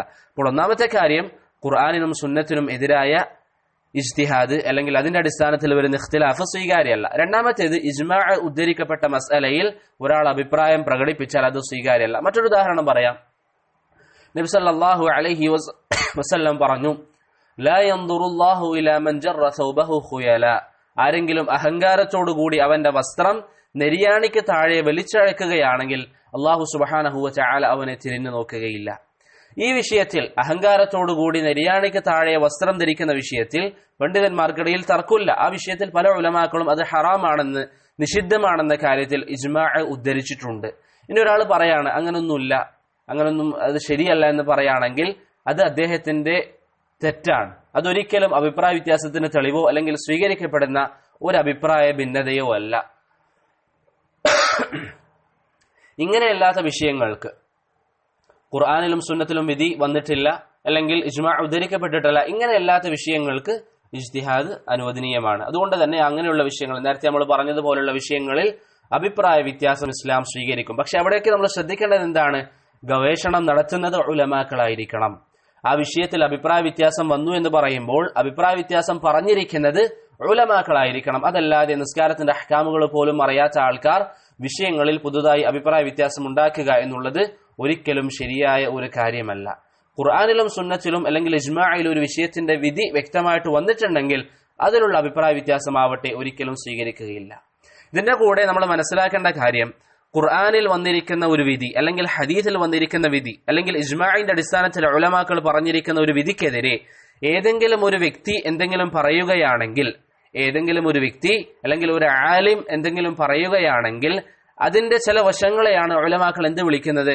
സല്ലാത്തുൽ ഉലമ എന്ന് പറയുന്നത്. സല്ലാത്തുൽ ഉലമ എന്ന് പറഞ്ഞാൽ ഉലമാക്കൾക്ക് സംഭവിച്ചിരിക്കുന്ന സല്ലത്തുകൾ, സല്ല എന്ന് പറഞ്ഞാൽ ന്യൂനതകൾ, കുറവുകൾ, ഉലമാക്കളിൽ നിന്ന് സംഭവിച്ചിരിക്കുന്ന വാക്ക് പിഴവുകൾ, സല്ലാത്തുൽ ഉലമ. അതെങ്ങനെയാണ് നമുക്ക് മനസ്സിലാക്കാൻ സാധിക്കുക? ഇമാം ഷാത്തിബി റഹിമഹുല്ലാഹ് അദ്ദേഹത്തിന്റെ കിതാബുൽ മുവാഫഖാത്തിൽ പറയുന്നു, ഗാലിബുൽ അംരി അന്ന അസ്ഹാബഹ യഅനി ശുദൂദാത് മുൻഫരിദൂന ബിഹാ. അധികവും ഇങ്ങനെ ഒറ്റപ്പെട്ട അഭിപ്രായങ്ങൾ മനസ്സിലാകണമെങ്കിൽ നമ്മൾ മനസ്സിലാക്കാനുള്ള ഒരു അടിസ്ഥാനം എന്നുള്ളത് ബാക്കിയുള്ള ഒരു പണ്ഡിതനും ആ അഭിപ്രായം പറഞ്ഞിട്ടുണ്ടാവില്ല. അതുകൊണ്ട് ഏതെങ്കിലും ഒരു പണ്ഡിതൻ ഒരു അഭിപ്രായം കൊണ്ട് ഒറ്റയായി പറഞ്ഞിട്ടുണ്ടെങ്കിൽ, അത് ബാക്കിയുള്ള പണ്ഡിതന്മാർ പറഞ്ഞിട്ടില്ലെങ്കിൽ അത് സല്ലത്താവാനുള്ള സാധ്യത കൂടുതലാണ്. ഒരു പണ്ഡിതനും പറയാത്ത അല്ലെങ്കിൽ ആരും പറയാത്ത ഒരു കാര്യം ഏതെങ്കിലും ഒരു പണ്ഡിതൻ മാത്രം പറഞ്ഞിട്ടുണ്ടെങ്കിൽ അത് സല്ലത്താവാനുള്ള സാധ്യത കൂടുതലാണ്. ഇനി ചില ഉദാഹരണങ്ങൾ ഞാൻ പറയാം. ഖുർആനും സുന്നത്തിനും എതിരായിട്ട് വന്നിരിക്കുന്ന ചില അഭിപ്രായങ്ങൾ, അത് ചില ഉദാഹരണങ്ങൾ. ഒന്നാമത്തേത്, നസ്സിനേക്കാളും സ്ഥാനം ബുദ്ധിക്കാണെന്ന് പറയാൻ. ഖുർആന്റെയും ഹദീസിന്റെയും വാക്കുകളെക്കാളും സ്ഥാനം ബുദ്ധിക്കാണെന്ന് ഒരാൾ അവകാശപ്പെടുകയാണെങ്കിൽ അത് സ്വീകരിക്കപ്പെടുകയില്ല. അത് തെറ്റായ ഒരു അഭിപ്രായമാണ്. അതുപോലെ തന്നെ മ്യൂസിക്കൽ ഇൻസ്ട്രുമെന്റ്സ് അനുവദിക്കുന്ന ആൾക്കാർ, വാദ്യോപകരണങ്ങൾ അനുവദിക്കുന്ന ആൾക്കാർ, അതൊരിക്കലും ഇസ്ലാം അംഗീകരിക്കുന്നതല്ല. കാരണം ഹദീസിൽ വ്യക്തമായി അത് നബി സല്ലല്ലാഹു അലൈഹി വസല്ലം നിഷിദ്ധമാണെന്ന് പറഞ്ഞിട്ടുണ്ട്. അതുപോലെ തന്നെ ചില പണ്ഡിതന്മാർ പറഞ്ഞതായി അല്ലെങ്കിൽ ഇബ്നു ഹസ്ം റഹിമഹുല്ലാഹ് പറഞ്ഞതായി കാണാൻ സാധിക്കും, സ്വഫ മർവയ്ക്കിടയിൽ സഈ ചെയ്യേണ്ടത് 14 തവണയാണ്. നമുക്ക് പൊതുവെ അറിയുന്നത് അല്ലെങ്കിൽ ഹദീസുകൾ കൊണ്ട് സ്ഥിരപ്പെട്ടത് 7 ആണ്. ഒരാൾ പറയാണ് 14 ആണ്. അങ്ങനെയാണെങ്കിൽ അത് സ്വീകരിക്കപ്പെടുന്ന ഖിലാഫല്ല. അതുപോലെ തന്നെ പലിശ അനുവദിക്കുന്ന ആൾക്കാർ, പലിശ പ്രശ്നമില്ല, അതൊന്നും ഒരു വിഷയമല്ല എന്ന് ചില ഇഖ്വാനികളുടെ നേതാക്കളൊക്കെ പറഞ്ഞതായിട്ട് വായിച്ചിട്ടുണ്ട്. അങ്ങനെയുള്ള കാര്യങ്ങൾ ഒരിക്കലും അനുവദിക്കപ്പെടുന്നതല്ല. അതുപോലെ തന്നെ സ്ത്രീകൾ പൊതുഭരണം ഏറ്റെടുക്കുന്ന വിഷയം, അതൊരിക്കലും ഇസ്ലാം അംഗീകരിക്കുന്ന കാര്യമല്ല. മറിച്ച് നബി സല്ലല്ലാഹു അലൈഹി വസല്ലം അത്തരക്കാർ വിജയിക്കില്ല എന്ന് പറഞ്ഞിട്ടുണ്ട്. ഇപ്പൊ ഒരാൾ വന്ന് പറയാണ് അതൊന്നും പ്രശ്നമില്ല, പൊതുവായി ഭരണം ഏറ്റെടുക്കുക എന്ന് ചില ഇഖ്വാനികൾ പറയുന്നത് പോലെ പറയുകയാണെങ്കിൽ അത് അനുവദിക്കപ്പെടുന്ന ഖിലാഫല്ല. അതുപോലെ തന്നെ അന്യ സ്ത്രീകൾക്ക് മുസാഫഹത്ത് ചെയ്യൽ, അവർക്ക് കൈ കൊടുക്കൽ, അവരുടെ ദേഹം സ്പർശിക്കൽ, അത് പ്രശ്നമില്ല എന്ന് പറയുന്ന ആൾക്കാർ, അതൊരിക്കലും ഇസ്ലാം അംഗീകരിക്കുന്ന രീതിയിലുള്ള ഖിലാഫല്ല. അപ്പോൾ ഖുർആനിന്റെയും സുന്നത്തിന്റെയും നസ്സുകൾക്കെതിരെ ഉലമാക്കളുടെ ഇജ്മാഇനെതിരെ ആരെങ്കിലും ഒരു അഭിപ്രായ വ്യത്യാസം പ്രകടിപ്പിക്കുകയാണെങ്കിൽ അതൊരിക്കലും അംഗീകരിക്കുന്ന ഖിലാഫ് അല്ല. അതാണ് ഖിലാഫുൻ ഗൈറു സായിഗ്, അംഗീകരിക്കപ്പെടുന്ന ഖിലാഫ് അല്ല. ഇനി ഇങ്ങനെ അനുവദിക്കപ്പെടാത്ത ഖിലാഫ്, ഇസ്ലാം അംഗീകരിക്കാത്ത ഖിലാഫിന്റെ കാരണം എന്താണ്? അടിസ്ഥാനപരമായി നമ്മൾ മനസ്സിലാക്കേണ്ടത്, പ്രിയപ്പെട്ടവരെ ബറക്കല്ലാഹു ഫീക്കും, ഖുർആനിലും ഹദീസിലും വന്നിരിക്കുന്ന ഒരു വിധിക്കെതിരെ അഭിപ്രായം പറഞ്ഞവൻ അല്ലെങ്കിൽ ഇജ്മാഇനെതിരെ അഭിപ്രായം പറഞ്ഞ ആൾക്കാർ രണ്ടാലൊരു വിഭാഗമായിരിക്കും. ഒന്നിക്കൽ അവർ ജാഹിലീങ്ങളായിരിക്കും, ഇൽമില്ലാത്ത ജാഹിലീങ്ങളായിരിക്കും, വിഡ്ഢികളായിരിക്കും. അങ്ങനെയുള്ളവരെ സംബന്ധിച്ചിടത്തോളം അവരുടെ അങ്ങനെയുള്ള സംസാരം വൻ പാപമാണ്. അത് ഷിർക്കിലേക്കോ ഷിർക്കിനേക്കാളും വലിയ പാപമായ അള്ളാഹുവിന്റെ മേൽ ഇല്ലാത്ത അഹ്കാമുകൾ പറയാനോ കാരണമാകും. അങ്ങനെ ഒരിക്കലും ചെയ്യുക എന്നുള്ളത് സാധാരണക്കാരെ സംബന്ധിച്ചിടത്തോളം അനുവദിക്കപ്പെട്ട മേഖലയല്ല. ഇനി രണ്ടാമത്തെ ഒരു സാഹചര്യം, പണ്ഡിതന്മാരിൽ നിന്ന് അങ്ങനെയുള്ള തെറ്റുകൾ സംഭവിച്ചു പോവുക. ഉലമാക്കൾ ആരും പറയാത്ത അഭിപ്രായം ഏതെങ്കിലും ഒരു പണ്ഡിതൻ പറഞ്ഞു പോവുക. അങ്ങനെയാണെങ്കിൽ എന്താണ് അവിടെ നമ്മൾ സ്വീകരിക്കേണ്ട നിലപാട്? ആ ഇമാം, നമ്മൾ പൊതുവെ സംസാരിക്കുന്ന അഹ്ലുസുന്നത്തി വൽ ജമാഅത്തിന്റെ ഇടയിലുള്ള തർക്കങ്ങളെ സംബന്ധിച്ചാണ്. അങ്ങനെ വരികയാണെങ്കിൽ ഒരു ആലിം, പണ്ഡിതന്മാർക്കില്ലാത്ത ഖുർആനും സുന്നത്തിനെതിരായ ഒരു വിധി പറയുകയാണെങ്കിൽ അദ്ദേഹത്തിൽ നിന്ന് ഒരു കാരണവശാലും ആ വിധി സ്വീകരിക്കപ്പെടുകയില്ല. അത് ഏത് വലിയ ആലിം പറഞ്ഞാലും, എത്ര വലിയ ആലിമാണ് പറയുന്നതെങ്കിലും ഖുർആനിനും സുന്നത്തിനും ഇജ്മാഇനും എതിരായ ഒരു അഭിപ്രായം പറയുകയാണെങ്കിൽ അവിടെ സ്വീകരിക്കാൻ ഇസ്ലാം അനുവാദം നൽകുന്നില്ല. മറിച്ച് അത് തള്ളപ്പെടേണ്ടതാണ്. ആ ആലിം എന്തുകൊണ്ട് അത് പറഞ്ഞു? അദ്ദേഹത്തിന് എന്തെങ്കിലും ഉദർ അള്ളാഹുവിന്റെ അരികിൽ ഉണ്ടാവാൻ സാധ്യതയുണ്ട്, അല്ലെങ്കിൽ എന്തെങ്കിലും വ്യക്തമായ ഒരു കാരണം കൊണ്ടായിരിക്കാം അദ്ദേഹം അങ്ങനെ പറഞ്ഞിരിക്കുന്നത്. അതാണ് ശൈഖുൽ ഇസ്ലാം ഇബ്നു തൈമിയ്യ റഹിമഹുല്ലാ ഉലമാക്കൾക്ക് ബാധിച്ചിരിക്കുന്ന പിഴവുകളെ സംബന്ധിച്ച് അദ്ദേഹത്തിന് റഫഉൽ മലാം അനിൽ അയിമ്മത്തിൽ അലാം എന്ന കിതാബിൽ പറഞ്ഞപ്പോൾ ശൈഖുൽ ഇസ്ലാം സൂചിപ്പിച്ച ചില വരികളുണ്ട്. അദ്ദേഹം പറയുന്നു, അഹ്ലുസുന്നത്തി വൽ ജമാഅ അംഗീകരിക്കുന്ന ഒരു പണ്ഡിതനും അഹ്ലുസുന്ന വൽ ജമാഅ അംഗീകരിക്കുന്ന ഒരു പണ്ഡിതനും നബി സല്ലല്ലാഹു അലൈഹി വസല്ലം പറഞ്ഞതിനെതിരെ പറയില്ല. പ്രവാചകൻ പറഞ്ഞതിനെതിരെ പറയില്ലെങ്കിൽ സ്വാഭാവികമായിട്ട് ഖുർആനെതിരെയും പറയില്ല. നബി സല്ലല്ലാഹു അലൈഹി വസല്ലം പറഞ്ഞിരിക്കുന്ന ഒരു കാര്യത്തിനെതിരെയും അഹ്ലുസുന്ന അംഗീകരിക്കുന്ന ഒരു പണ്ഡിതനും പറയില്ല. കാരണം അവരുടെ ചിന്താഗതി എന്താണ്? നബി സല്ലല്ലാഹു അലൈഹി വസല്ലമയെ എല്ലാ കാര്യത്തിലും പിൻപറ്റണമെന്നാണ്. അതുകൊണ്ട് തന്നെ പ്രവാചകൻ പറഞ്ഞതിനെതിരായി ഒരു ആലിമും പറയുകയില്ല. അഥവാ നബി സല്ലല്ലാഹു അലൈഹി വസല്ലമയിൽ നിന്ന് സ്ഥിരപ്പെട്ടതിനെതിരായി വല്ല അഭിപ്രായം അവരിൽ നിന്ന് വരികയാണെങ്കിൽ അവർക്കതിന് വ്യക്തമായ കാരണമുണ്ടാകുമെന്ന് ശൈഖുൽ ഇസ്ലാം ഇബ്നു തൈമിയ്യ റഹിമഹുല്ലാ റഫഉൽ മലാമിൽ പറഞ്ഞതായി നമുക്ക് കാണാൻ സാധിക്കും. അതുകൊണ്ട് തന്നെ പ്രിയപ്പെട്ടവരെ, ഏതെങ്കിലും ഒരു ആലിമിന് ആർക്കുമില്ലാത്തൊരു വാദം നമ്മൾ കാണുകയാണെങ്കിൽ ആ തെറ്റ് നമ്മൾ ഒഴിവാക്കുക. അദ്ദേഹത്തിന് എന്തെങ്കിലും ഒരു കാരണം ഉണ്ടായേക്കാം. ഉദാഹരണത്തിന് മ്യൂസിക് പ്രശ്നമില്ല എന്ന് പറഞ്ഞിരിക്കുന്ന ഏതെങ്കിലും പണ്ഡിതനുണ്ടെങ്കിൽ അദ്ദേഹത്തിന് എന്തെങ്കിലും വ്യക്തിപരമായ കാരണം ഉണ്ടായേക്കാം. ആ തെറ്റ് നമ്മൾ സ്വീകരിക്കാൻ പാടില്ല. അതൊരു അഭിപ്രായ വ്യത്യാസത്തിന്റെ തെളിവായും നമ്മൾ സ്വീകരിക്കാൻ പാടില്ല. നമ്മൾ സ്വീകരിക്കാൻ പാടില്ല. അതുപോലെ തന്നെ പണ്ഡിതന്മാർക്ക് ഈ വിഷയത്തിൽ തെറ്റുപറ്റാൻ, ഹദീസിൽ വന്നിരിക്കുന്ന ഒരു വിധിക്കെതിരെ വ്യക്തമായി അവർക്ക് തെറ്റുപറ്റാൻ മറ്റൊരു കാരണം എന്തായിരിക്കും? അവർക്ക് ആ ഹദീസ് ലഭിച്ചിട്ടുണ്ടാവില്ല.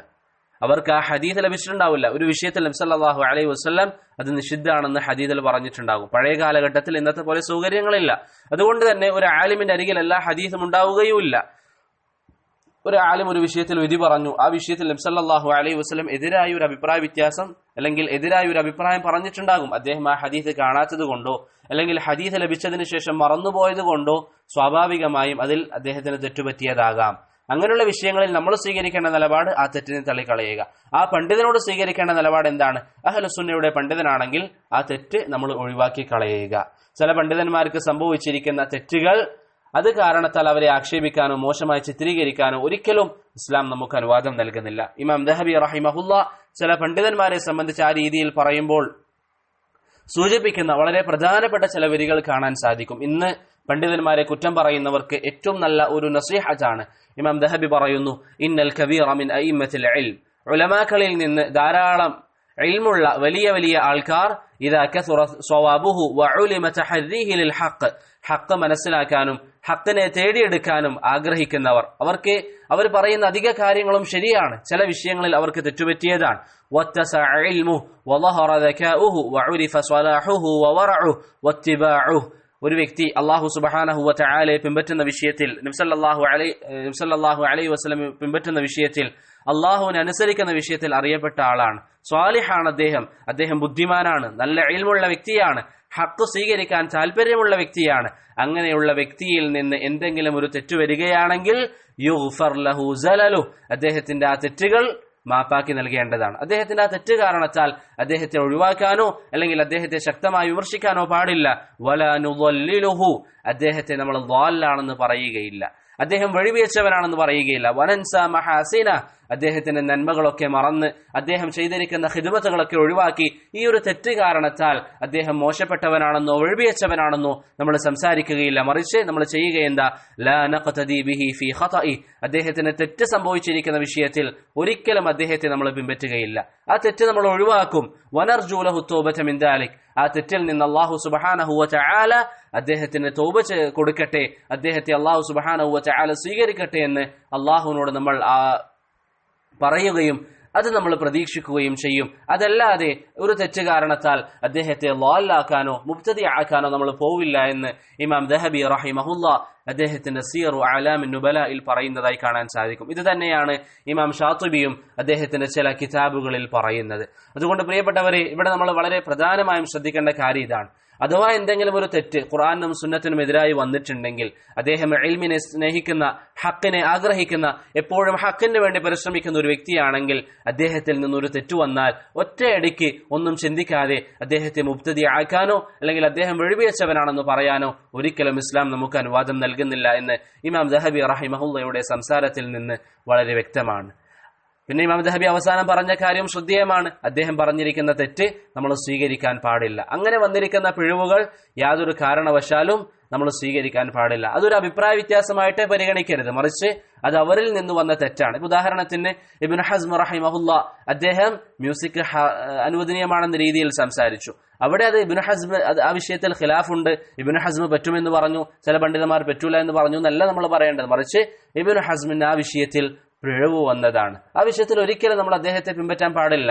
ഇമാം ഷാത്തിബി റഹിമഹുല്ലാ അദ്ദേഹത്തിന്റെ കിതാബുൽ മുവാഫഖാത്തിൽ പറയുന്നു, ഇന്ന സല്ലത്തൽ ആലിം ലാ യസിഹു ഇഅ്തിമാദുഹാ, ഒരു ആലിമിന് വന്നിരിക്കുന്ന പിഴവിൽ ഒരു കാരണവശാലും അവലംബിക്കാൻ പാടില്ല, ആ തെറ്റ് നമ്മൾ എടുക്കാൻ പാടില്ല. ഇമാം ഔസാഇ റഹിമഹുല്ലാ പറഞ്ഞു, മൻ അഖദ ബിനവാദിരിൽ ഉലമാഇ ഖറജ മിനൽ ഇസ്ലാം, ഉലമാക്കൾക്ക് ബാധിച്ചിരിക്കുന്ന അല്ലെങ്കിൽ അവരിൽ നിന്ന് വന്നിരിക്കുന്ന ഒറ്റപ്പെട്ട അഭിപ്രായങ്ങൾ ആരെങ്കിലും സ്വീകരിച്ചാൽ അവൻ ഇസ്ലാമിൽ നിന്ന് പുറത്തു പോകും. സിയർ അഅലാമിൻ നുബലയിൽ ഉദ്ധരിക്കപ്പെട്ടതാണ്. ഇമാം ദഹബി റഹിമഹുല്ലാ പറയുന്നു, മൻ യതതബ്ബഉ റുഖസൽ മദാഹിബി വസല്ലാത്തിൽ മുജ്തഹിദീൻ, മദ്ഹബിന്റെ ഇളവുകളും ഉലമാക്കളുടെ പിഴവുകളും ആരെങ്കിലും തികഞ്ഞന്വേഷിച്ച് നടക്കുകയാണെങ്കിൽ ഫഖദ് റഖ ദീനു, അവന്റെ ദീനാണ് ഇല്ലാതായിക്കൊണ്ടിരിക്കുന്നത് എന്ന് ഇമാം ദഹബി റഹിമഹുല്ലാ പറഞ്ഞതായി കാണാൻ സാധിക്കും. സുലൈമാൻ അത്തൈമി റഹിമഹുല്ലാ പറഞ്ഞു, ഇൻ അഖദ്ത ബിറുഖ്സതി കുല്ലി ആലിമിൻ ഇജ്തമഅ ഫീക അശ്ശറു കുല്ലു, നീ എല്ലാ ഉലമാക്കൾ പറഞ്ഞിരിക്കുന്ന അവരുടേതായ ഇളവുകൾ നീ സ്വീകരിച്ചുകൊണ്ട് നടക്കുകയാണെങ്കിൽ എല്ലാ ഷർറും നിന്നിൽ ഉണ്ടാകുമെന്ന് സുലൈമാൻ അത്തൈമി റഹിമഹുല്ലാ പറഞ്ഞതായി തദ്കിറത്തുൽ ഹുഫാദിൽ കാണാൻ സാധിക്കും. ഷെയ്ഖുൽ ഇസ്ലാം ഇബ്നു തൈമിയ റഹിമഹുല്ലാ പറഞ്ഞു, ലൈസ ലി അഹദിൻ അൻ യത്തബിഅ സല്ലാത്തിൽ ഉലമാ, ഉലമാക്കൾക്ക് ബാധിച്ചിരിക്കുന്ന പിഴവുകൾ പിൻപറ്റാൻ ഒരാൾക്കും അനുവാദമില്ല എന്ന് ഷെയ്ഖുൽ ഇസ്ലാം ഇബ്നു തൈമിയ റഹിമഹുല്ലയും പറയുന്നതായി നമുക്ക് കാണാൻ സാധിക്കും. അതുകൊണ്ട് പ്രിയപ്പെട്ടവരെ, ഖിലാഫ് അനുവദിക്കപ്പെടാത്ത മേഖലകളിൽ ഏതെങ്കിലും ഒരു പണ്ഡിതൻ ഖുർആനിനും സുന്നത്തിനും എതിരായി അല്ലെങ്കിൽ ഇജ്മാഇനെതിരായി ഒരു അഭിപ്രായം പറയുകയാണെങ്കിൽ ആ അഭിപ്രായം ഒരു കാരണവശാലും നമ്മൾ സ്വീകരിക്കാൻ പാടില്ല, മറിച്ച് അത് തള്ളിക്കളയൽ നിർബന്ധമായ ഒരു കാര്യമാണ്.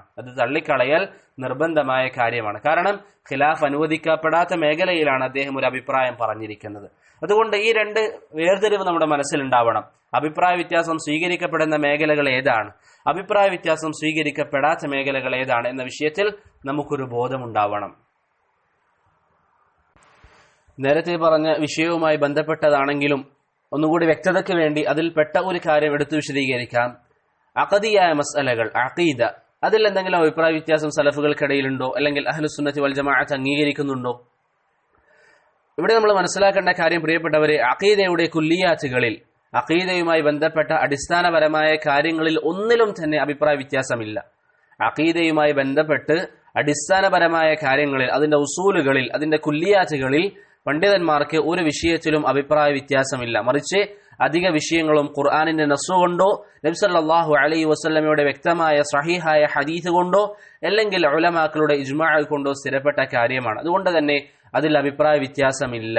ഷെയ്ഖുൽ ഇസ്ലാം ഇബ്നു തൈമിയ റഹിമഹുല്ലാ പറയുന്നു, ഫഇന്ന അഇമ്മത്തസ് സുന്നത്തി വൽ ഹദീസ്, തീർച്ചയായും സുന്നത്തിന്റെ ഉലമാക്കൾ, അഹ്ലു സുന്നത്തി വൽ ജമാഅത്തിന്റെ ഉലമാക്കൾ, ലം യഖ്തലിഫു ഫീ ഷൈഇൻ മിൻ ഉസൂലി ദീനിഹിം, അവരുടെ ദീനിന്റെ അടിസ്ഥാനങ്ങളിൽ ഒരു വിഷയത്തിലും അവർ ഭിന്നഭിപ്രായം സ്വീകരിച്ചിട്ടില്ല എന്ന് ഇബ്നു തൈമിയ അദ്ദേഹത്തിന്റെ ദർഉ തആറുദുൽ അഖ്ലി വൻ നഖൽ എന്ന കിതാബിൽ പറയുന്നതായി കാണാൻ സാധിക്കും. ഇതെല്ലാ പണ്ഡിതന്മാരും പറയുന്ന കാര്യമാണ്.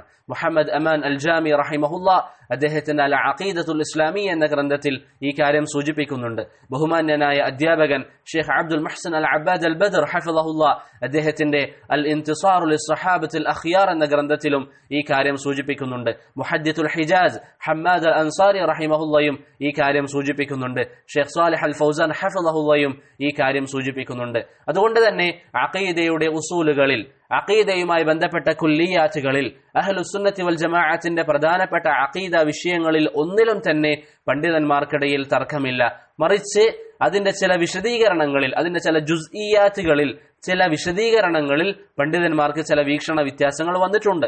അതാണ് ഷെയ്ഖ് ഇബ്നു ഉസൈമീൻ റഹിമഹുല്ലാ അദ്ദേഹത്തിന്റെ സഫാരീനിയുടെ ഷർഹിൽ വിശദീകരിക്കുന്നതായി നമുക്ക് കാണാൻ സാധിക്കുന്നത്. ഷെയ്ഖ് അബ്ദുറഹ്മാൻ ഇബ്നു നാസിർ അൽ ബറാഖ് ഹഫിളഹുല്ലയും ഈ വിഷയത്തിൽ ചില അഭിപ്രായ വ്യത്യാസങ്ങൾ സൂചിപ്പിക്കുന്നതായി നമുക്ക് കാണാൻ സാധിക്കും. അതുകൊണ്ട് അഖീദയുടെ ഉസൂലുകളിൽ ഒന്നിലും തന്നെ പണ്ഡിതന്മാർക്ക് തർക്കമില്ല. മറിച്ച് തർക്കമുള്ളത്, വീക്ഷണ വ്യത്യാസമുള്ളത് അതിന്റെ ചില വിശദീകരണങ്ങളിൽ മാത്രമാണെന്ന യാഥാർത്ഥ്യം നമ്മൾ മനസ്സിലാക്കുക. ഇവിടെ നമ്മൾ മനസ്സിലാക്കേണ്ട മറ്റൊരു പ്രധാനപ്പെട്ട കാര്യം, പ്രിയപ്പെട്ടവരെ ബറക്കല്ലാഹു ഫീക്കും, പണ്ഡിതന്മാർക്ക് വന്ന വീഴ്ചകൾ നമ്മൾ അഭിപ്രായ വ്യത്യാസത്തിന് തെളിവാക്കരുത്. അത് ചില സഹോദരങ്ങൾക്ക് പറ്റുന്ന തെറ്റാണ്.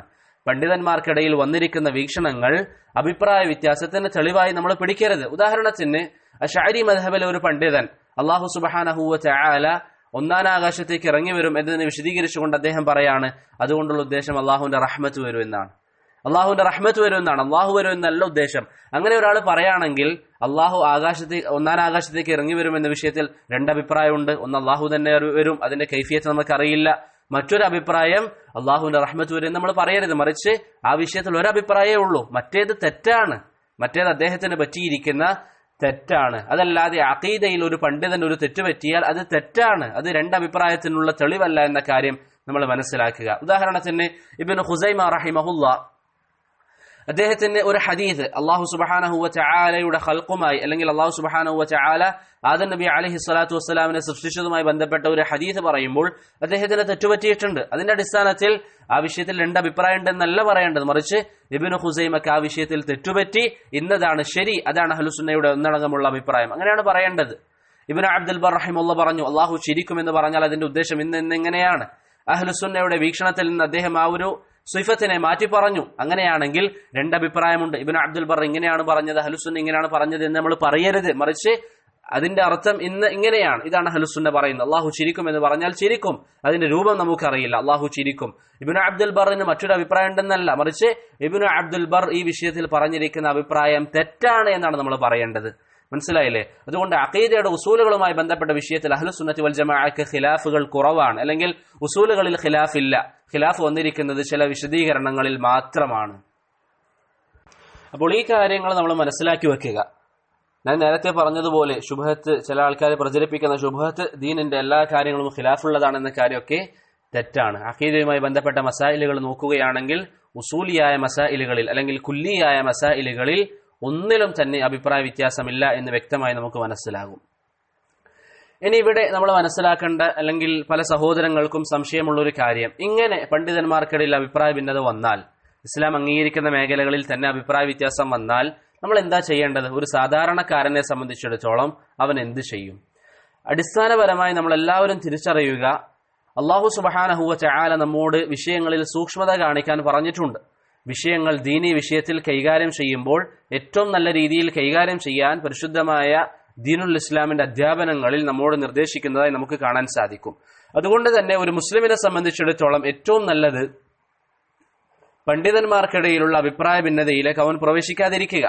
പണ്ഡിതന്മാർ മസായിലുകളിൽ പറഞ്ഞിരിക്കുന്ന ഖിലാഫാത്തുകളിലേക്ക് അവൻ പ്രവേശിക്കാതിരിക്കുക. ഇനി നാമുമായി ബന്ധപ്പെട്ട അല്ലെങ്കിൽ നമ്മളുമായി ബന്ധപ്പെട്ട ഒരു മേഖലയിൽ അഭിപ്രായ വ്യത്യാസം ഉണ്ടെങ്കിൽ നമ്മൾ എന്താ ചെയ്യുക? ഉദാഹരണത്തിന് ഒരു വ്യക്തി കച്ചവടവുമായി ബന്ധപ്പെട്ട് അല്ലെങ്കിൽ ഒരു കച്ചവടം ചെയ്യാൻ ആഗ്രഹമുണ്ട്. ആ വിഷയത്തിൽ അദ്ദേഹത്തെ സംബന്ധിച്ച് ഇൽമ തേടുക എന്നുള്ളത് ഫർദ് ഐനാണ്. ഒരു വ്യക്തി ഒരു കച്ചവടം ആരംഭിക്കാൻ തീരുമാനിക്കുമ്പോൾ തുടങ്ങുന്ന കച്ചവടത്തിന്റെ ശരീഅത്തിന്റെ വിധിവിലക്കുകൾ പഠിക്കുക എന്നുള്ളത് ഫർദ് ഐനാണ്, നിർബന്ധ ബാധ്യതയാണ്. അങ്ങനെ ആ വ്യക്തി പഠിക്കുന്ന സാഹചര്യത്തിൽ അദ്ദേഹം എന്താ ചെയ്യേണ്ടത്? നമ്മളുമായി ബന്ധപ്പെട്ട ഒരു സാഹചര്യം വന്നാൽ അവിടെ നമ്മൾ എന്ത് ചെയ്യണം? പണ്ഡിതന്മാരോട് ചോദിക്കുക.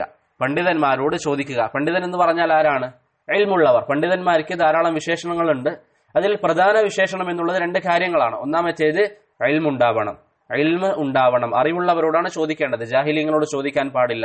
ഇൽമ് നടിക്കുന്നവരോടും ചോദിക്കാൻ പാടില്ല. മറിച്ച് ചോദിക്കേണ്ടത് വിഷയങ്ങളിൽ ഫത്വ ചോദിക്കേണ്ടതും സംശയങ്ങൾ ചോദിക്കേണ്ടതും ഇൽമുള്ളവരോടാണ്. രണ്ടാമത്തേത് അദാലത്ത് ഉണ്ടാവണം. വിഷയങ്ങളിൽ അമാനത്ത് ഉണ്ടാവണം, സത്യസന്ധത ഉണ്ടായിരിക്കണം, നീതിമാനായിരിക്കണം. ഈ കാര്യം പ്രത്യേകം ശ്രദ്ധിക്കണം.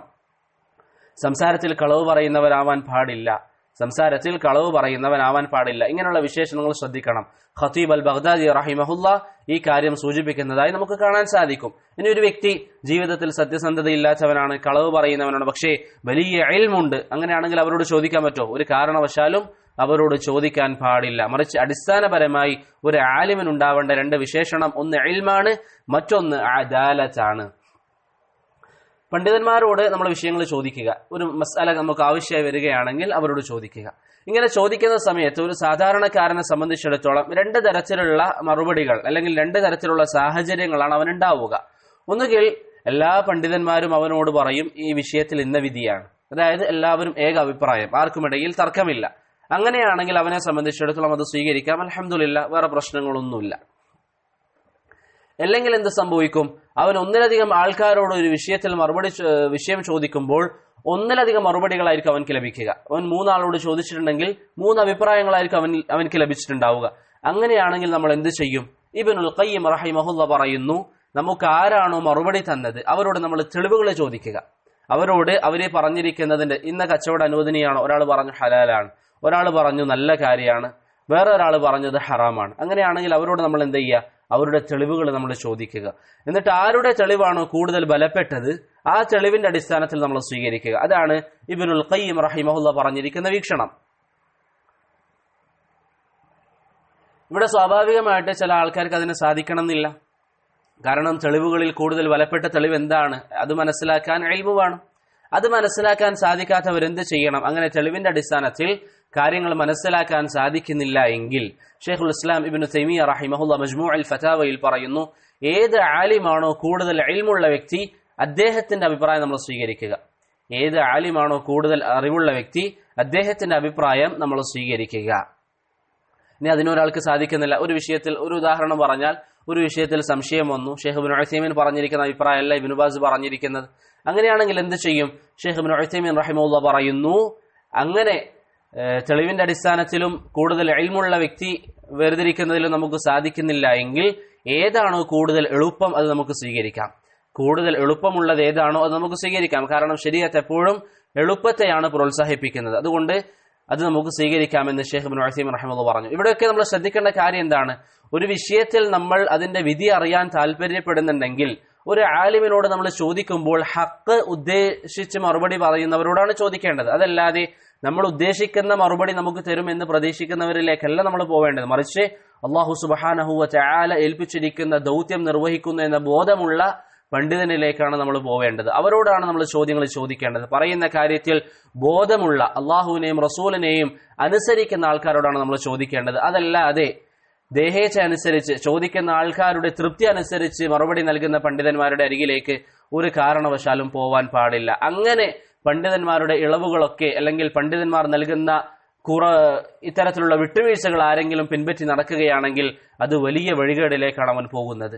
ചില പണ്ഡിതന്മാർ പറയുന്നതായി ഇബ്നുൽ ഖയ്യിം അദ്ദേഹത്തിന് ഇഗാസത്തുൽ ലഹ്ഫാൻ എന്ന കിതാബിൽ പറയുന്നു, മൻ തതബ്ബഅ മഖ്തുലിഫ ഫീഹി മൻ തതബ്ബഅ മഖ്തലഫ ഫീഹി ഉലമാ, ഉലമാക്കൾ അഭിപ്രായ ഭിന്നതയിലായിട്ടുള്ള വിഷയങ്ങൾ ആരെങ്കിലും ചികന്നന്വേഷിച്ചാൽ വഅഖദ ബിർറുഖ്സതി മിൻ അഖാവീലിഹിം, എല്ലാ കാര്യങ്ങളിലും അവർ പറഞ്ഞിരിക്കുന്നതിൽ നിന്ന് ഏറ്റവും ഇളവുകൾ നോക്കി സ്വീകരിക്കുകയാണെങ്കിൽ തസന്ദഖ ഔ കാദ, അവൻ മുനാഫിഖ് ആവാനുള്ള വഴിയിലാണ് എന്ന് ചില പണ്ഡിതന്മാർ പറഞ്ഞതായി ഇബ്നുൽ ഖയ്യിം റഹിമഹുല്ല അദ്ദേഹത്തിന്റെ കിതാബിൽ ഉദ്ധരിക്കുന്നതായി കാണാൻ സാധിക്കും. അതുകൊണ്ട് പൊതുജനങ്ങളെ സംബന്ധിച്ചിടത്തോളം അവർ ചെയ്യേണ്ടത് എന്താണ്? ആദ്യമായി തെളിവുകൾ ചോദിച്ച് മനസ്സിലാക്കാൻ പറ്റുമെങ്കിൽ അങ്ങനെ ചെയ്യുക. അതാണ് വിദ്യാർത്ഥികളെ സംബന്ധിച്ചിടത്തോളം അവർ ചെയ്യുന്നത്. അതിന് സാധിക്കുന്നില്ലെങ്കിൽ കൂടുതൽ ഇൽമുള്ളവരാണെന്ന് നോക്കുക. അതിനും സാധിക്കുന്നില്ലെങ്കിൽ കൂടുതൽ എളുപ്പമായത് സ്വീകരിക്കാം. അതുപോലെ തന്നെ ഇവിടെ നമ്മൾ ശ്രദ്ധിക്കാൻ നമുക്ക് സാധിക്കുന്ന മറ്റൊരു കാര്യം, അല്ലെങ്കിൽ നമുക്ക് ദീനിന്റെ വിഷയങ്ങളിൽ എന്ത് ചെയ്യണമെന്ന് നമുക്ക് സംശയമുണ്ടെങ്കിൽ അവിടെ നമ്മളെ സഹായിക്കുന്ന പ്രധാനപ്പെട്ട ഒരു കാര്യമാണ്, ഒരു കാര്യം ഹറാമാണോ അനുവദനീയമാണോ എന്ന വിഷയത്തിലാണ് പണ്ഡിതന്മാർക്കിടയിൽ തർക്കമെങ്കിൽ അവിടെ ഏറ്റവും ഉചിതം ഒഴിവാക്കലാണ്. ഒരു കാര്യം ഹറാമാണോ അല്ലെങ്കിൽ ജായിസ് ആണോ ഹലാലാണോ എന്ന വിഷയത്തിൽ പണ്ഡിതന്മാർക്ക് തർക്കമുണ്ടെങ്കിൽ അവിടെ സൂക്ഷ്മത എന്നുള്ളത് അല്ലെങ്കിൽ ഏറ്റവും നല്ലത് എന്നുള്ളത് അത് ഒഴിവാക്കലാണ്. ഇനി വേറൊരു കാര്യം, അത് സുന്നത്താണോ വാജിബാണോ എന്ന വിഷയത്തിലാണ് പണ്ഡിതന്മാർക്ക് തർക്കമെങ്കിൽ അവിടെ ഏറ്റവും ഉചിതം എന്താണ്? നമ്മൾ നമ്മൾ ചെയ്യുക. ഇതാണ് ഇസ് ഇബ്നു അബ്ദുസ്സലാം റഹിമഹുല്ല അദ്ദേഹത്തിന്റെ ചില കിതാബുകളിൽ പറഞ്ഞത്. അതുപോലെ തന്നെ ഇമാം സർകശി അദ്ദേഹത്തിന്റെ മൻസൂറിലും ഈ കാര്യം പറയുന്നതായി നമുക്ക് കാണാൻ സാധിക്കും. അപ്പോൾ ഇതുവരെ നമ്മൾ പറഞ്ഞ കാര്യങ്ങൾ എന്തൊക്കെയാണ്? ഖിലാഫ് അനുവദിക്കപ്പെടുന്ന മേഖലകൾ പറഞ്ഞു, ഖിലാഫ് അനുവദിക്കപ്പെടാത്ത മേഖലകൾ പറഞ്ഞു, അതിന് രണ്ടിനുമുള്ള കാരണങ്ങൾ പറഞ്ഞു, എന്തുകൊണ്ടാണ് ആ വിഷയങ്ങളിൽ അഭിപ്രായ ഭിന്നത ഉണ്ടാകുന്നത്, അതിനോട് ഒരാൾ സ്വീകരിക്കേണ്ട നിലപാട് പറഞ്ഞു. അതുപോലെ തന്നെ അഖീദ വിഷയങ്ങളിൽ ഖിലാഫ് ഉണ്ടോ ഇല്ലയോ എന്ന വിഷയം പറഞ്ഞു. ഇനി സൂചിപ്പിക്കാൻ ആഗ്രഹിക്കുന്നത്, നമ്മുടെ നാട്ടിൽ വളരെയധികം പ്രചാരണത്തിലുള്ള അല്ലെങ്കിൽ പല ആൾക്കാരും വലിയ വിഷയമായി കൊണ്ട് നടക്കുന്ന ഫോട്ടോഗ്രാഫിയെ സംബന്ധിച്ചാണ്. ഫോട്ടോഗ്രാഫിയുടെ വിഷയത്തിൽ ശരീഅത്തിന്റെ നിലപാട് എന്താണ്?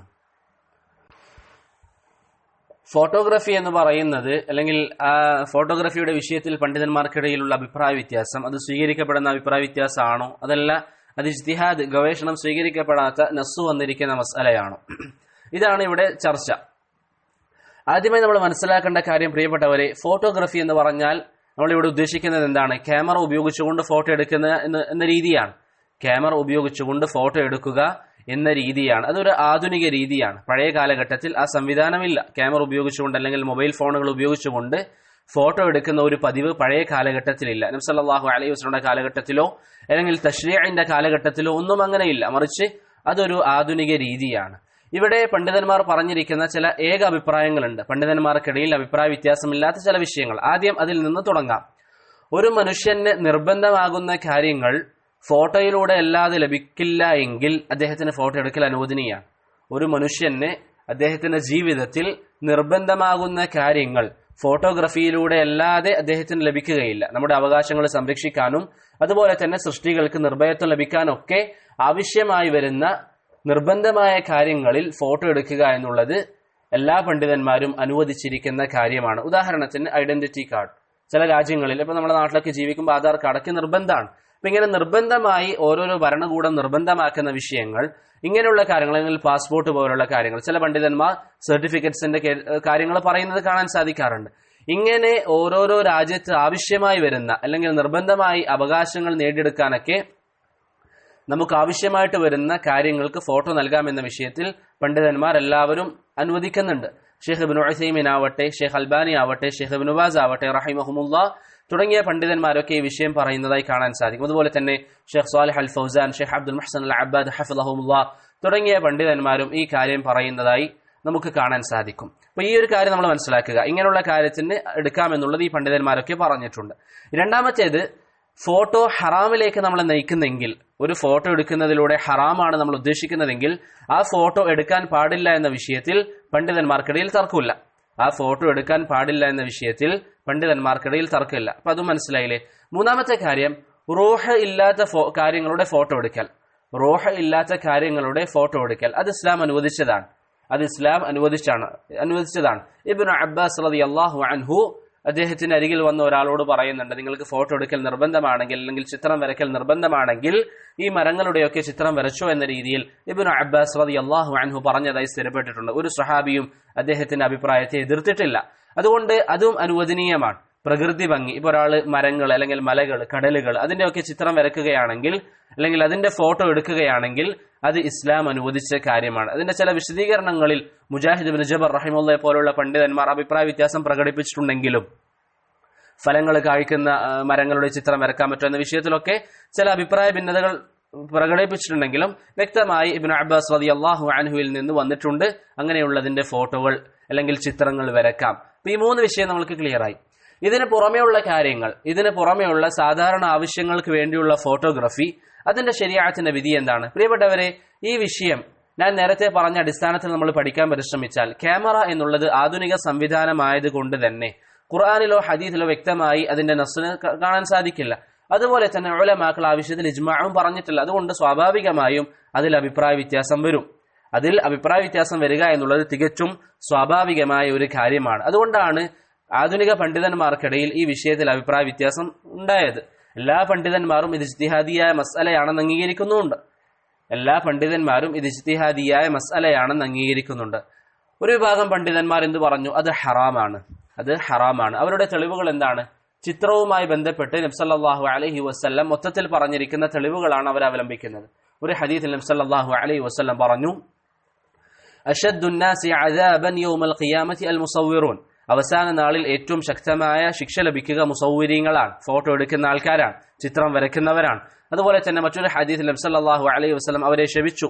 മറ്റൊരു ഹദീസിൽ നബി സല്ലല്ലാഹു അലൈഹി വസല്ലം പറഞ്ഞു, അങ്ങനെ ആരെങ്കിലും ചെയ്യുകയാണെങ്കിൽ ആഖിറത്തിൽ അവർക്ക് റൂഹ് ഊതപ്പെടാൻ അത് ചെയ്തവരോട്, നിർമ്മിച്ചവരോട് അള്ളാഹു കൽപ്പിക്കുമെന്ന് നബി സല്ലല്ലാഹു അലൈഹി വസല്ലം പറഞ്ഞു. ഇങ്ങനെ ധാരാളം ഹദീസുകൾ ഈ വിഷയത്തിൽ കാണാൻ സാധിക്കും. അതുകൊണ്ട് തന്നെ ആധുനിക ലോകത്ത് ജീവിച്ചിരുന്ന പണ്ഡിതന്മാർ മുഹമ്മദ് ബിൻ ഇബ്രാഹിം ആലു ഷേഖിനെ പോലെ, ഇബ്നു ബാസിനെ പോലെ, അൽബാനിയെ പോലെ, മുഖ്ബിലിനെ പോലെ ഇങ്ങനെയുള്ള പണ്ഡിതന്മാർ റഹിമഹുമുല്ലാ, അതുപോലെ തന്നെ ജീവിച്ചിരിക്കുന്ന ഷെയ്ഖ് അബ്ബാദ്, ഷെയ്ഖ് ഫൗസാൻ ഹഫളഹുമുല്ലാ തുടങ്ങിയ പണ്ഡിതന്മാരൊക്കെ അവരുടെ വീക്ഷണം എന്താണ്?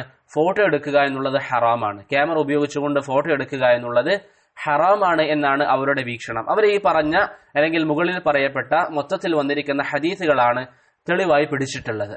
എന്നാൽ മറ്റൊരു വിഭാഗം പണ്ഡിതന്മാർ പറഞ്ഞു, ഫോട്ടോഗ്രാഫി എന്നുള്ളത് നിഷിദ്ധമല്ല, മറിച്ച് അത് അനുവദിക്കപ്പെട്ട കാര്യമാണ്.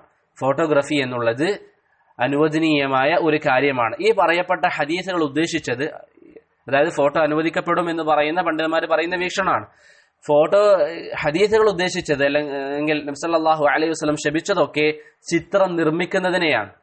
ഫോട്ടോ അനുവദനീയമാണെന്ന് പറയുന്ന പണ്ഡിതന്മാരുടെ വീക്ഷണമാണ് ഞാൻ പറയുന്നത്. അവർ പറയുന്നു നബി സല്ലല്ലാഹു അലൈഹി വസല്ലം ഉദ്ദേശിച്ചത് ചിത്രം നിർമ്മിക്കുന്നതിനെയാണ്. ഫോട്ടോയിൽ ചിത്രം നിർമ്മിക്കലല്ല, മറിച്ച് അല്ലാഹു സുബ്ഹാനഹു വ തആലയുടെ നിർമ്മാണത്തിന്റെ തന്നെ ഒരു പകർപ്പാണ് അവിടെ ചെയ്യുന്നത്. അതല്ലാതെ പുതുതായി ഒന്നിനെ നിർമ്മിക്കുകയല്ല ചെയ്യുന്നത്. അതുകൊണ്ട് തന്നെ നബി സല്ലല്ലാഹു അലൈഹി വസല്ലം പറഞ്ഞിരിക്കുന്ന ഫോട്ടോ ഇതല്ല, അല്ലെങ്കിൽ പ്രവാചകൻ പറഞ്ഞിരിക്കുന്ന തസ്വീർ ഇതല്ല ഉദ്ദേശം എന്ന് പറയുന്നു. അതുപോലെ തന്നെ അവർ പറയുന്ന മറ്റൊരു വാദം, ഫോട്ടോക്ക് ആധുനിക കാലഘട്ടത്തിൽ തസ്വീർ എന്ന് ഉപയോഗിക്കുന്നുണ്ടെങ്കിലും നബി സല്ലല്ലാഹു അലൈഹി വസല്ലം മുസവ്വിരീങ്ങളെ ശപിച്ചു എന്നത് തസ്വീർ എന്ന വാക്കിൽ നിന്നാണ്. അപ്പോൾ ഈ തസ്വീർ എന്ന് പറയുന്ന പദം ആധുനിക കാലഘട്ടത്തിൽ ഉപയോഗിക്കുന്നുണ്ടെങ്കിലും വാസ്തവത്തിൽ അത് ശർഈയായ അല്ലെങ്കിൽ ഇസ്ലാമിന്റെ അധ്യാപനങ്ങളോട് യോജിക്കുന്ന ഒരു പ്രയോഗമല്ല, മറിച്ച് നാടിന്റെ ഒരു പതിവ് എന്ന രീതിയിലാണ് ആൾക്കാർ അതിനെ തസ്വീർ എന്ന് ഉപയോഗിക്കുന്നത്. ചില പണ്ഡിതന്മാർ പറയുന്നുണ്ട്, സമീപകാലം വരെ സൗദിയിൽ അതിന്റെ തസ്വീർ എന്നല്ല പറഞ്ഞുകൊണ്ടിരുന്നത്, മറിച്ച് ആക്സ് എന്നാണ് പറഞ്ഞുകൊണ്ടിരുന്നത്. ഫോട്ടോഗ്രാഫിക്ക് ആക്സ് എന്നാണ് പറഞ്ഞുകൊണ്ടിരുന്നത്. അതുകൊണ്ട് തന്നെ ചില പണ്ഡിതന്മാർ പറയുന്നു അത് വാസ്തവത്തിൽ തസ്വീറേ അല്ല. ഇങ്ങനെ രണ്ടഭിപ്രായം പണ്ഡിതന്മാർ പറഞ്ഞിട്ടുണ്ട്. നേരത്തെ നമ്മൾ പറഞ്ഞു ഫോട്ടോ അനുവദനീയമല്ല, ഹറാമാണെന്ന് പറഞ്ഞ പണ്ഡിതരെ നമ്മൾ പറഞ്ഞു. ഫോട്ടോ അനുവദിക്കുന്ന പണ്ഡിതന്മാർ ആരാണ്? അഹ്ലുസുന്നത്തി വൽ ജമാഅത്തിന്റെ വലിയ പണ്ഡിതനായ ഇന്ന് ജീവിച്ചിരിക്കുന്ന ഷെയ്ഖ് സാലിഹ് അൽ ലുഹൈദാൻ ഹഫിളഹുല്ലാ പറഞ്ഞു. അദ്ദേഹത്തോട് ചോദിക്കപ്പെട്ട ഒരു മജ്ലിസിൽ നബി സല്ലല്ലാഹു അലൈഹി വസല്ലം മുസവ്വിരീങ്ങളെ ശപിച്ചിട്ടുണ്ട്, അപ്പോൾ ഫോട്ടോഗ്രാഫി ക്യാമറ കൊണ്ട് എടുക്കുന്നത് അത് ഉൾപ്പെടും എന്ന് ചോദിച്ചപ്പോൾ ഷെയ്ഖ് പറഞ്ഞു, കൈകൊണ്ട് ചിത്രം വരയ്ക്കൽ നിഷിദ്ധമാണ്. കൈകൊണ്ട് ഒരു വ്യക്തി ചിത്രം വരയ്ക്കുകയാണെങ്കിൽ അത് നിഷിദ്ധമാണ്. ധാരാളം ഹദീസുകൾ ഈ വിഷയത്തിൽ സ്ഥിരപ്പെട്ടിട്ടുണ്ട്. എന്നാൽ ക്യാമറയുടെ വിഷയത്തിൽ അഭിപ്രായ ഭിന്നതയുണ്ട്. ഷെയ്ഖ് ആദ്യം പറയുന്നു, ക്യാമറ കൊണ്ട് ഫോട്ടോ എടുക്കുന്നതിന്റെ കാര്യത്തിൽ അഭിപ്രായ വ്യത്യാസമുണ്ട്. എന്റെ വ്യക്തിപരമായ അഭിപ്രായം എന്താണെന്നാൽ ആ ഹദീസുകൾ ഈ ഫോട്ടോഗ്രാഫി ഉൾപ്പെടില്ല എന്നാണ് എന്ന് ഷെയ്ഖ് സാലിഹ് അൽ ലുഹൈദാൻ ഹഫിളഹുല്ലാ പറഞ്ഞതായി നമുക്ക് കാണാൻ സാധിക്കും. അതുകൊണ്ട് നമുക്കിത് മനസ്സിലാക്കി തരുന്നത് എന്താണ്? ഇതൊരു അഭിപ്രായ വ്യത്യാസം സ്വീകരിക്കുന്ന മസ്അലയാണ്. ഫോട്ടോഗ്രാഫി ഹറാമാണെന്ന് പറഞ്ഞ പണ്ഡിതന്മാരും, അത് ഇബ്നു ബാസ് ആവട്ടെ, അല്ലെങ്കിൽ ഷെയ്ഖ് ഫൗസാൻ ആവട്ടെ, അതല്ലെങ്കിൽ മറ്റു പണ്ഡിതന്മാരാവട്ടെ, അവരുടെയൊക്കെ വീക്ഷണം അനുസരിച്ച് ഫോട്ടോ ഹറാമാണെന്ന് അവർ പറയുന്നുണ്ടെങ്കിലും അത് ഇജ്തിഹാദിയായ മസ്അലയാണ്, അല്ലെങ്കിൽ ഗവേഷണം സ്വീകരിക്കുന്ന മസ്അലയാണെന്ന് ഇബ്നു ബാസ് റഹിമഹുല്ലയെ പോലെയുള്ളവർ വളരെ വ്യക്തമായിട്ട് പറഞ്ഞു തന്നിട്ടുണ്ട്. ഷെയ്ഖ് സ്വാലിഹ് അൽ ഹൈദാന്റെ അഭിപ്രായം അനുസരിച്ച് ഫോട്ടോഗ്രാഫി എന്താണ്? അനുവദിക്കപ്പെടുന്ന കാര്യമാണ്. ഷെയ്ഖ് ഇബ്നു ഉസൈമീൻ റഹിമഹുള്ളയുടെ സംസാരം നോക്കിയാൽ രണ്ട് രീതിയിൽ നമുക്ക് കാണാൻ സാധിക്കും. ചില സംസാരത്തിൽ ഫോട്ടോഗ്രാഫി അനുവദിച്ചിട്ടും വേറെ ചില സംസാരത്തിൽ അതൊക്കെ ഒഴിവാക്കപ്പെടേണ്ടതാണെന്ന രീതിയിലും ഷെയ്ഖ് ഇബ്നു ഉസൈമീൻ റഹിമഹുള്ളയിൽ നിന്ന് നമുക്ക് കാണാൻ സാധിക്കും. അതുകൊണ്ടാണ് ഷെയ്ഖ് അബ്ദുറഹ്മാൻ ഇബ്നു നാസിർ അൽ ബറാഖ് റഹിമഹുള്ള പറഞ്ഞിരിക്കുന്നത്, ഒരു വ്യക്തിയെ സംബന്ധിച്ചിടത്തോളം ഷെയ്ഖ് ഇബ്നു ഉസൈമീന്റെ അഭിപ്രായം പറയുന്നുണ്ടെങ്കിൽ ആ രീതിയിൽ തന്നെ പറയണം. ഒന്നിക്കൽ രണ്ട് അഭിപ്രായമുണ്ടെന്നോ അല്ലെങ്കിൽ നിരുത്സാഹപ്പെടുത്തിയിട്ടും ഷെയ്ഖിന് സംസാരമുണ്ട് എന്നോ അവർ പറയേണ്ടതുണ്ട്. കാരണം ഷെയ്ഖിന് രണ്ട് രീതിയിലും അഭിപ്രായങ്ങൾ കാണാൻ സാധിക്കുന്നതാണ്. ഇവിടെ പറഞ്ഞതിന്റെ ചുരുക്കം എന്താണ്? ധാരാളം പണ്ഡിതന്മാർ അത് ഹറാമാണെന്ന് പറഞ്ഞിട്ടുണ്ട്. വേറെ ചില പണ്ഡിതന്മാർ അത് അനുവദിച്ചിട്ടുമുണ്ട്. ഷെയ്ഖ് സ്വാലിഹ് അൽ ഹൈദാനെ പോലെയുള്ള പണ്ഡിതന്മാർ, അതുപോലെ തന്നെ ഇന്ന് ജീവിച്ചിരിക്കുന്ന വേറെയും ചില പണ്ഡിതർ അത് അനുവദനീയമാണെന്ന് പറഞ്ഞിട്ടുണ്ട്. ഒരു അഭിപ്രായ വ്യത്യാസം സ്വീകരിക്കുന്ന ഒരു മസ്അലയാണ്. ഇത് വലിയൊരു വിഷയമാക്കി കൊണ്ട് നടക്കുന്നവർ, അതുപോലെ തന്നെ ഫോട്ടോഗ്രാഫിയുടെ വിഷയത്തിൽ ആൾക്കാരെ ഹജർ ചെയ്യുന്നവർ, അവർ എപ്പോഴും സൂക്ഷിക്കണം. ഷെയ്ഖ് ഇബ്നു ഉസൈമീൻ റഹിമഹുള്ളയോട് ഈ വിഷയം പലപ്പോഴായി ആവർത്തിച്ച് ചോദിക്കപ്പെട്ടതിന്റെ അടിസ്ഥാനത്തിൽ ഒരു തവണ ഷെയ്ഖ് പറഞ്ഞതായി കാണാൻ സാധിക്കും, ഫോട്ടോഗ്രാഫിയുടെ വിഷയത്തിൽ പണ്ഡിതന്മാർക്കിടയിൽ വ്യത്യസ്ത അഭിപ്രായങ്ങളുണ്ട്. ഇന്ന് പലരും ഷെയ്ഖ് ഇബ്നു ഉസൈമീൻ പറയുകയാണ്, ഇന്ന് പലരും ഇതിനോട് കാണിക്കുന്ന സമീപനം വളരെ അത്ഭുതമുള്ളതാണ്. ബൈത്തുൽ മഖ്ദിസിന്റെ വിമോചനമെങ്ങാനും ഈ മസ്അലയുമായി ബന്ധപ്പെട്ടതാണെന്ന് തോന്നും ചില ആൾക്കാരുടെ പ്രവർത്തനം കാണുമ്പോൾ. എന്നിട്ട് ഷെയ്ഖ് പറഞ്ഞു, മസ്അലത്തു സുവരി മസ്അലത്തുൻ ഇജ്തിഹാദിയ്യ, ഫോട്ടോഗ്രാഫിയുടെ വിഷയം എന്നുള്ളത് ഇജ്തിഹാദിയായ ഒരു വിഷയമാണ്. പണ്ഡിതന്മാർക്കിടയിൽ അഭിപ്രായ വ്യത്യാസം സ്വീകരിക്കപ്പെടുന്ന ഒരു മസ്അലയാണ് ഫോട്ടോഗ്രാഫിയുടെ വിഷയമെന്ന് ഷെയ്ഖ് ഇബ്നു ഉസൈമീൻ റഹിമഹുള്ള പറയുന്നതായി കാണാൻ സാധിക്കും. അതുകൊണ്ട് പ്രിയപ്പെട്ടവരെ, പണ്ഡിതന്മാർക്കിടയിൽ ഈ വിഷയത്തിൽ അഭിപ്രായ വ്യത്യാസമുണ്ട്. അതുകൊണ്ട് ആ ഒരു വിശാല മനസ്സ് നമ്മൾ സ്വീകരിക്കണം. ഇവിടെയൊക്കെ നമ്മൾ ശ്രദ്ധിക്കേണ്ടത് എന്താണ്? നമ്മുടെ ദേഹേച്ഛ നമ്മൾ ഒരിക്കലും അവിടെ പ്രവർത്തിപ്പിക്കാൻ പാടില്ല. നമുക്ക് ഫോട്ടോ എടുക്കാൻ ആഗ്രഹമുണ്ട്, അതുകൊണ്ട് ഞാൻ ആ ഒരു അഭിപ്രായം സ്വീകരിക്കുന്നു, അങ്ങനെ നമ്മൾ പറയരുത്. മറിച്ച് തെളിവുകളുടെ അടിസ്ഥാനത്തിൽ പഠിക്കാനും മനസ്സിലാക്കാനും പരിശ്രമിക്കുക. നമ്മുടെ ജീവിതത്തിൽ അത് ഒഴിവാക്കാൻ കഴിവിന്റെ അടിസ്ഥാനത്തിൽ നമ്മൾ പരിശ്രമിക്കുകയും ചെയ്യുക. അല്ലാഹു അലം, ഈ പറയപ്പെട്ട തെളിവുകൾ അതൊക്കെ വായിക്കുമ്പോൾ നമ്മൾക്ക് മനസ്സിലാകുന്ന എന്താണ്? ഏറ്റവും പ്രബലമായ അഭിപ്രായം ഫോട്ടോ എടുക്കുക എന്നുള്ളത് ഒഴിവാക്കപ്പെടേണ്ടത് തന്നെയാണ്.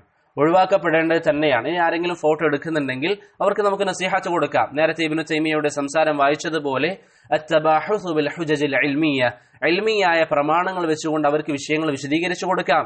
അതല്ലാതെ അത് കാരണത്താൽ ഒരാളെ ഹജ്ർ ചെയ്യാനോ അല്ലെങ്കിൽ അവൻ മോശപ്പെട്ടവനാണെന്ന് പറയാനോ ളാലാണെന്ന് പറയാനോ പാടില്ല. ഇന്ന് ചില സഹോദരങ്ങൾ വേറെ ചില സഹോദരങ്ങളുമായി ബന്ധം വിച്ഛേദിച്ചിട്ടുണ്ട്. കാരണം ചോദിച്ചാൽ എന്താ പറയാ? അവര് ഫോട്ടോ എടുക്കാറുണ്ട്. ഇത് ഞാൻ അതിന്റെ നിസ്സാരമാക്കുന്നല്ല, മറിച്ച് ആ ഒരു വിഷയം നമ്മൾ ഗൗരവമായി കാണണം. പണ്ഡിതന്മാർക്കിടയിൽ അഭിപ്രായ വ്യത്യാസം സ്വീകരിക്കപ്പെടുന്ന മേഖലയിൽപ്പെട്ട ഒരു കാര്യമാണ് ഫോട്ടോഗ്രാഫി എന്നുള്ളത്. പിന്നെ ഇവിടെ ശ്രദ്ധിക്കേണ്ട ഒരു കാര്യം, ഞാൻ നേരത്തെ അത് അനുവദിക്കുന്ന ചില പണ്ഡിതന്മാരെയും പറഞ്ഞു, അനുവദിക്കാത്ത ചില പണ്ഡിതന്മാരെയും പറഞ്ഞു. അല്ലാഹു അലം, അത് ശ്രദ്ധിക്കേണ്ട വിഷയം തന്നെയാണ്. കാരണം ഫോട്ടോഗ്രാഫി എന്നുള്ളത് നിസ്സാരമായി നമ്മൾ കാണാൻ പാടില്ല. അതാണ് ഹദീസുകൾ മനസ്സിലാക്കി തരുന്നത്. ഇന്ന് ചില ആൾക്കാർ ഫോട്ടോഗ്രാഫി അനുവദിച്ച പണ്ഡിതന്മാരുടെ പേര് പറയുമ്പോൾ ഷെയ്ഖ് അബ്ദുറഹ്മാൻ ഇബ്നു നാസിർ അസ്സഅദി റഹിമഹുള്ളയുടെ പേര് പറയുന്നതായി കാണാൻ സാധിക്കാറുണ്ട്. അത് തെറ്റാണ്. ഷെയ്ഖ് അബ്ദുറഹ്മാൻ നാസിർ അസ്സഅദി റഹിമഹുള്ള ഫോട്ടോഗ്രാഫി നിഷിദ്ധമാണെന്ന് പറഞ്ഞ ആളാണ്.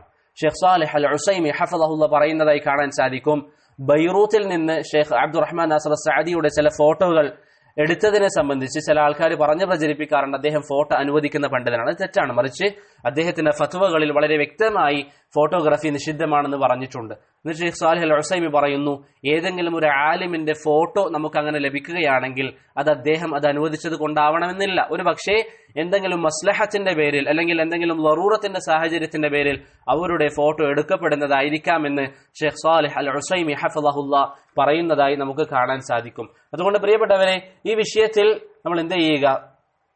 കഴിവിന്റെ പരമാവധി സൂക്ഷ്മത കാണിക്കുക. തെളിവുകൾ മനസ്സിലാക്കി തരുന്നത് ഫോട്ടോഗ്രാഫി പറ്റില്ല എന്ന് തന്നെയാണ്. പക്ഷേ അവിടെ നമ്മൾ മനസ്സിലാക്കേണ്ടത്, ആരെങ്കിലും ഫോട്ടോ പറ്റുമെന്ന് പറഞ്ഞാൽ അത് കാരണത്താൽ അവനെ ഹജ്ർ ചെയ്യാനോ അല്ലെങ്കിൽ ശക്തമായി എതിർക്കാനോ നമ്മൾ തയ്യാറാവാൻ പാടില്ല. അതൊരിക്കലും അഹ്ലുസുന്നയുടെ മൻഹജല്ല. കാരണം അത് ഇജ്തിഹാദിയായ ഒരു മസ്അല മാത്രമാണ് എന്നൊരു യാഥാർത്ഥ്യം നമ്മൾ തിരിച്ചറിയുക. ഇതുപോലെ തന്നെ നമ്മുടെ നാട്ടിൽ ചില ആൾക്കാരൊക്കെ വളരെ വലിയൊരു വിഷയമായി കൊണ്ട് നടക്കുന്ന ഒരു കാര്യമാണ് ജർഹ് വ തഅദീൽ. അൽ ജർഹ് വ തഅദീൽ എന്ന് പറഞ്ഞാൽ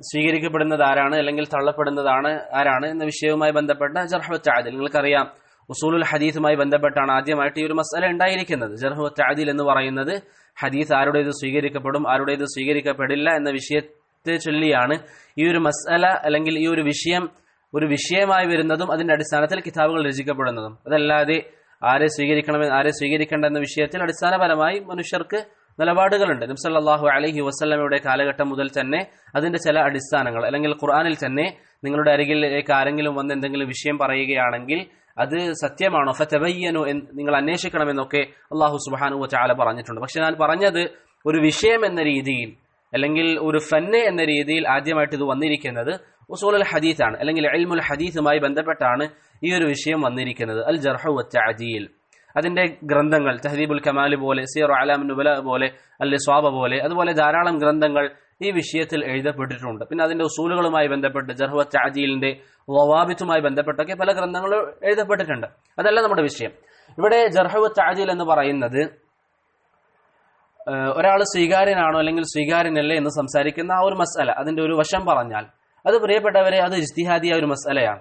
നേരത്തെ നമ്മൾ ഫോട്ടോഗ്രാഫി പറഞ്ഞതുപോലെ അല്ലെങ്കിൽ ഫിഖ്ഹിയായ മസായിലുകൾ പറഞ്ഞതുപോലെ ഇതും ഇജ്തിഹാദിയായ ഒരു മസ്അല തന്നെയാണ്. ഫിഖ്ഹിന്റെ വിഷയത്തിൽ ഇജ്തിഹാദിയായ മസ്അലകൾ പോലെ തന്നെ ഇതും ഗവേഷണങ്ങൾ സ്വീകരിക്കുന്ന, അഭിപ്രായ വ്യത്യാസം സ്വീകരിക്കപ്പെടുന്ന ഒരു മസ്അലയാണ്. അതിൽ യാതൊരു സംശയമില്ല. അതെല്ലാ പണ്ഡിതന്മാരും പറയുന്ന കാര്യമാണ്. ജർഹ് വത്തഅദീൽ എന്നുള്ളത് ഇജ്തിഹാദ് സ്വീകാര്യമായ ഒരു വിഷയമാണെന്നുള്ളത് എല്ലാ പണ്ഡിതന്മാരും പറയുന്നുണ്ട്. അതുകൊണ്ട് തന്നെ ഉലമാക്കൾ അവരുടെ ഗ്രന്ഥങ്ങളിൽ ഈ കാര്യം വളരെ വ്യക്തമായി സൂചിപ്പിക്കുന്നുണ്ട്. അവരുടെ ക്ലാസ്സുകളിൽ വളരെ വ്യക്തമായിട്ട് ഈ കാര്യം പറയുന്നുണ്ട്. എന്നാൽ ഈ ജർഹ് ചെയ്യുന്നത് അല്ലെങ്കിൽ തഅദീൽ ചെയ്യുന്നത് ആരായിരിക്കണം, അതിനുള്ള നിബന്ധനകൾ എന്താണ്, ജർഹ് ചെയ്യുന്ന വ്യക്തിക്ക് ഉണ്ടാവേണ്ട വിശേഷണങ്ങൾ എന്താണ് തുടങ്ങിയ കാര്യങ്ങളും പണ്ഡിതന്മാർ അവരുടെ കിതാബുകളിൽ പറയുന്നതായി നമുക്ക് കാണാൻ സാധിക്കും. അതിന്റെ വിശദീകരണങ്ങളിലേക്ക് ഞാൻ പ്രവേശിക്കുന്നില്ല. ഇവിടെ ഞാൻ പറയാൻ ഉദ്ദേശിച്ച വിഷയം എന്താണെന്നാൽ പ്രിയപ്പെട്ടവരെ, ബറകല്ലാഹു ഫീക്കും, നമ്മുടെ നാട്ടിൽ ജർഹ് വത്തഅദീലിന്റെ പേരിൽ പല സഹോദരങ്ങളെയും ആക്ഷേപിക്കാനും ഷെയ്ഖ് സാലിഹ് അൽ ഫൗസാൻ പറഞ്ഞതുപോലെ ഇന്ന് പല ആൾക്കാരും ഈ ഒരു മസ്അല പല ആൾക്കാരെയും ഗീബത്തും നമീമത്തും പറയാൻ ഉപയോഗപ്പെടുത്തുന്നുണ്ട്. അല്ലെങ്കിൽ ജർഹ് വത്തഅദീൽ എന്ന് പറയുന്ന പേര് ഉപയോഗിച്ചുകൊണ്ട് ആൾക്കാരെ കുറ്റം പറയാനും ഗീബത്ത് പറയാനും നമീമത്ത് പറയാനും, എത്രത്തോളം എന്ന് പറഞ്ഞാൽ ഇൽമ പഠിക്കുന്ന വിദ്യാർത്ഥികളെയും മശായിഖന്മാരെയും ഒക്കെ കുറ്റം പറയാൻ ചില ആൾക്കാർ ഈ ഒരു വസ്തു അല്ലെങ്കിൽ ഈ ഒരു അൽ ജർഹ് വത്തഅദീൽ എന്ന് പറയുന്ന ദീനിലെ വളരെ പ്രധാനപ്പെട്ട ഒരു ഭാഗം, പക്ഷേ അതിന്റെ ആൾക്കാർ കൈകാര്യം ചെയ്യുമ്പോഴാണ് അതിന്റെ പൂർണ്ണത വരിക. അതിന്റെ ആൾക്കാരല്ലാത്ത വ്യക്തികൾ ഇത് കൈകാര്യം ചെയ്യുന്നതായി നമ്മുടെ നാട്ടിൽ കാണാറുണ്ട്. ഈ വിഷയത്തിൽ പണ്ഡിതന്മാർ നൽകുന്ന നസീഹത്ത് എന്താണ്? ഷെയ്ഖ് സയ്യിദ് അൽ മദ്ഖലി റഹിമഹുള്ളയോട് ചോദിക്കപ്പെട്ടു, തുടക്കക്കാരായ വിദ്യാർത്ഥികൾ ജർഹ് വത്തഅദീലിൽ ഇടപെടാമോ എന്ന് ചോദിച്ചപ്പോൾ ഷെയ്ഖ് പറഞ്ഞു, അത് അവരുടെ പരിധിയിൽ പെട്ടതല്ല. ഇന്ന വ്യക്തി നല്ലതാണ്, ഇന്ന വ്യക്തി മോശമാണ് എന്ന് പറയുക എന്നുള്ളത് തുടക്കക്കാരായ വിദ്യാർത്ഥികളുടെ പരിധിയിൽ പെട്ടതല്ല. മറിച്ച് അതിന്റെ കാരണങ്ങൾ അറിയുന്ന ഉലമാക്കളുണ്ട്, ഇൽമിൽ നല്ല പാണ്ഡിത്യമുള്ളവർ, അവരാണ് ആവശ്യം വരുന്ന സാഹചര്യങ്ങളിൽ ഈ വിഷയങ്ങളിൽ സംസാരിക്കേണ്ടത് എന്ന് സയ്യിദ് അൽ മദ്ഖലി റഹിമഹുല്ലാ പറയുന്നതായി നമുക്ക് കാണാൻ സാധിക്കും. ഇന്ന് ചില വിദ്യാർത്ഥികൾ അല്ലെങ്കിൽ ചില വിദ്യാർത്ഥികൾ എന്ന പേര് പോലും അർഹിക്കാത്തവർ ഈ മേഖലയിൽ കൈകാര്യം ചെയ്യുന്നത് കാണുന്നുണ്ട്. അല്ലാഹുൽ മുസ്തആൻ. അതുകൊണ്ട് പ്രിയപ്പെട്ടവരെ, അത് നിസ്സാരമായി നമ്മൾ കാണാൻ പാടില്ല. ഇന്ന് ചില സഹോദരങ്ങളുടെ പ്രശ്നം എന്താണ്? അവർ ഏതെങ്കിലും ഒരു ആലിം പറഞ്ഞിരിക്കുന്ന ജർഹ് എടുക്കുകയും അത് ബാക്കിയുള്ളവരെ നിർബന്ധിപ്പിക്കുകയും ചെയ്യുന്നു. ഇതൊരിക്കലും സലഫുകൾക്കിടയിൽ ഇല്ലാത്തൊരു മാതൃകയാണ്. സലഫുകൾ ഒരിക്കലും ആ ഒരു രീതിയിൽ നമ്മോട് പഠിപ്പിച്ചു തന്നിട്ടില്ല. ഇമാം ദഹബി റഹിമഹുള്ളയൊക്കെ ശക്തമായി അതിനെ എതിർക്കുന്നതായി നമുക്ക് കാണാൻ സാധിക്കും. ഒരു വ്യക്തി നമ്മുടെ കൺമുമ്പിൽ വെച്ച് ബിദ്അത്തുകൾ ചെയ്യുന്നുണ്ടെങ്കിൽ, ഷിർക്ക് ചെയ്യുന്നുണ്ടെങ്കിൽ, ഖുറാഫാത്ത് ചെയ്യുന്നുണ്ടെങ്കിൽ അവനെ നമുക്ക് എതിർക്കാം, അവനെ സംബന്ധിച്ച് നമുക്ക് വിഷയങ്ങൾ പറഞ്ഞു കൊടുക്കാം, ഇതൊക്കെ നമുക്ക് ചെയ്യാം. ഇതല്ലാത്ത കാര്യങ്ങളാണ് ഞാൻ സംസാരിക്കുന്നത്. ഇനി ആരെയും തെറ്റുകൾ എതിർക്കേണ്ട എന്നല്ല ഞാൻ പറയുന്നത്, മറിച്ച് തെറ്റുകൾ എതിർക്കണം. പക്ഷേ അഹ്ലുസുന്നയിൽപ്പെട്ട ആൾക്കാരെ കുറ്റം പറയുമ്പോൾ അതിനെ പറയാൻ അർഹിക്കുന്ന ആൾക്കാരാണോ പറയുന്നത് എന്ന വിഷയം നമ്മുടെ നാട്ടിൽ നമ്മൾ പഠിക്കേണ്ടതാണ്. ഇന്ന് പല ആൾക്കാരും സംസാരിക്കുന്ന വിഷയങ്ങളിൽ ഇന്ന് പല വിദ്യാർത്ഥികളും, അല്ലെങ്കിൽ ഞാൻ നേരത്തെ പറഞ്ഞതുപോലെ വിദ്യാർത്ഥികൾ എന്ന പേര് പോലും അർഹിക്കാത്തവരാണ്. അവരോട് ചില മസായിലുകൾ ചോദിച്ചാൽ, ഉദാഹരണത്തിന് ലിആനായി ബന്ധപ്പെട്ട ചില മസായിലുകൾ അവരോട് ചോദിച്ചാൽ അവർക്കതിന് മറുപടിയില്ല. ലിഹാറായി ബന്ധപ്പെട്ട മസായിലുകൾ ചോദിച്ചാൽ അവർക്കതിന് മറുപടിയില്ല. ഇങ്ങനെ പല വിഷയങ്ങളിൽ, അല്ലെങ്കിൽ ഇഷ്ഹാദുമായി ബന്ധപ്പെട്ട ചില കാര്യങ്ങൾ അവർക്കറിയില്ല. കിതാബുൽ ബുയൂഇൽ നിന്ന് ചില മസായിലുകൾ ചോദിച്ചാൽ അവർക്കറിയില്ല. അവർക്ക് സത്ഹിയായ ബാഹ്യമായ ചില കാര്യങ്ങൾ അറിയാം, അതിന്റെ അടിസ്ഥാനത്തിൽ അവർ സംസാരിക്കുന്നു. ഷെയ്ഖ് ബദർ അൽ ഉതൈബി ഹഫിളഹുല്ലയെ സന്ദർശിക്കാൻ അല്ലാഹു സുബ്ഹാനഹു വതആല അവസരം ഒരുക്കിയപ്പോൾ അദ്ദേഹത്തോട് ഇങ്ങനെ നടക്കുന്ന പണ്ഡിതന്മാർക്കിടയിൽ നടക്കുന്ന സംസാരത്തെ പറ്റി ചോദിച്ചപ്പോൾ അദ്ദേഹം പറഞ്ഞ കാര്യം, യാതൊരു കാരണവശാലും സാധാരണ വിദ്യാർത്ഥികൾ ആ വിഷയത്തിൽ ഇടപെടാൻ പാടില്ല. കാരണം ഷെയ്ഖ് അന്ന് പറഞ്ഞിരിക്കുന്ന ഉദാഹരണം കിതാബുൽ ഫിഖ് നിങ്ങൾ വായിച്ചു നോക്കുകയാണെങ്കിൽ ആൾക്കാരുമായി ബന്ധപ്പെട്ട ചർച്ചകളൊക്കെ ഫിഖ്ഹിന്റെ അവസാനത്തെ ബാബുകളായിട്ടാണ് ഉലമാക്കൾ തർത്തീബ് ചെയ്തിരിക്കുന്നത്. ആദ്യ ബാബുകളൊക്കെ എന്താണ്? നിസ്കാരം, ത്വഹാറത്ത്, ഹജ്ജ്, സകാത്ത്, സൗമ് ഇങ്ങനെയുള്ള കാര്യങ്ങളാണ്. കാരണം ഒരു വിദ്യാർത്ഥി ഈ മസായിലുകളൊക്കെ പഠിച്ചതിന് ശേഷമാണ് അവന്റെ ബുദ്ധി അതിനുശേഷമുള്ള കാര്യങ്ങൾക്ക് പാകപ്പെടുകയുള്ളൂ. അതുകൊണ്ട് തന്നെ സാധാരണക്കാരെ സംബന്ധിച്ചിടത്തോളം അങ്ങനെയുള്ള വിഷയങ്ങളിൽ ഇടപെടരുത് എന്നാണ് സെയ്ദ് അൽ മദ്ഖലി റഹിമഹുല്ലാഹിന്റെ നസീഹത്ത്. അതാണ് ബദർ അൽ ഉതൈബി ഹഫിളഹുല്ലാ നമ്മോട് പറഞ്ഞത്. ഷെയ്ഖ് സാലിഹ് അൽ ഉസൈമി ഹഫിളഹുല്ലയും പറഞ്ഞതാണ്. ഷെയ്ഖ് അബ്ദുൽ മുഹ്സിൻ അബ്ബാദ് അൽ ബദർ ഹഫിളഹുല്ലാ പലപ്പോഴും വിദ്യാർത്ഥികൾക്ക് നസീഹത്ത് ചെയ്യാറുള്ളതും അതാണ്. അതുകൊണ്ട് എന്റെ സംസാരം കേൾക്കുന്ന സഹോദരങ്ങളോട് പറയാനുള്ളത്, നാം നന്നായി പഠിക്കാൻ വേണ്ടി പരിശ്രമിക്കുക. ഇൽമിന്റെ ഓരോരോ ബാബുകൾ, ദീനിന്റെ ഓരോരോ മസായിലുകൾ നമ്മൾ പഠിക്കാൻ വേണ്ടി പരിശ്രമിക്കുക. അതല്ലാതെ ജർഹ് വ തഅദീൽ പോലെയുള്ള വലിയ വലിയ വിഷയങ്ങളിൽ നമ്മൾ ഇടപെടാൻ പാടില്ല. നമ്മൾ സിയർ മുൻഗാമികളുടെ ചരിത്രങ്ങൾ വായിച്ചു നോക്കിയാൽ, സിയർ അലാമിൻ നുബല പോലുള്ള ഗ്രന്ഥങ്ങൾ വായിച്ചു നോക്കിയാൽ നമുക്ക് ആയിരക്കണക്കിന് പണ്ഡിതന്മാരെ കാണാൻ സാധിക്കും. പക്ഷേ അവരിൽ നിന്ന് വ്യക്തികളുടെ വിഷയങ്ങളിൽ സംസാരിക്കുന്നവർ വളരെ കുറവാണ്. അതിൽ സംസാരിക്കുന്നവർ പല പണ്ഡിതന്മാരും വളരെ കുറഞ്ഞ സംസാരമുള്ളവരാണ്. ഇമാം ഷാഫിഈ റഹിമഹുല്ലാ എത്ര വലിയ ആലിമാണ്, അദ്ദേഹം വളരെ കുറഞ്ഞ ആൾക്കാരിലെ സംസാരിച്ചിട്ടുള്ളൂ.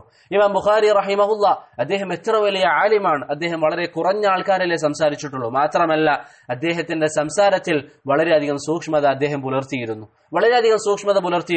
ഒരാളെ സംബന്ധിച്ച് വളരെ മോശമായ വാക്കുകൾ ഉപയോഗിച്ചൊന്നും ഇമാം ബുഖാരി റഹിമഹുല്ലാ പൊതുവെ സംസാരിക്കാറില്ല. മറിച്ച് ഫീഹി നദർ എന്നിങ്ങനെ ചെറിയ ചെറിയ വാക്കുകൾ പറഞ്ഞ് വലിയ വലിയ ആശയങ്ങൾ നൽകാറായിരുന്നു ഇമാം ബുഖാരി റഹ്മത്തുള്ളാഹി അലൈഹിയുടെ പതിവ്. അതുകൊണ്ട് പ്രിയപ്പെട്ടവരെ, നമ്മെ സംബന്ധിച്ചിടത്തോളം അല്ലാഹു സുബ്ഹാനഹു വ തആലയോടുള്ള ഉബൂദിയത്തുമായി ബന്ധപ്പെട്ട് നമുക്ക് നിർബന്ധമായ ധാരാളം കാര്യങ്ങളുണ്ട്. നമ്മുടെ നിസ്കാരം, നമ്മുടെ ബാക്കിയുള്ള ഇബാദത്തുകൾ, അതുപോലെ തന്നെ നമ്മൾ അറിയേണ്ട കാര്യങ്ങൾ, അതൊക്കെ നമ്മൾ പഠിക്കാനും അതിന് മുൻഗണന നമ്മൾ നൽകുക.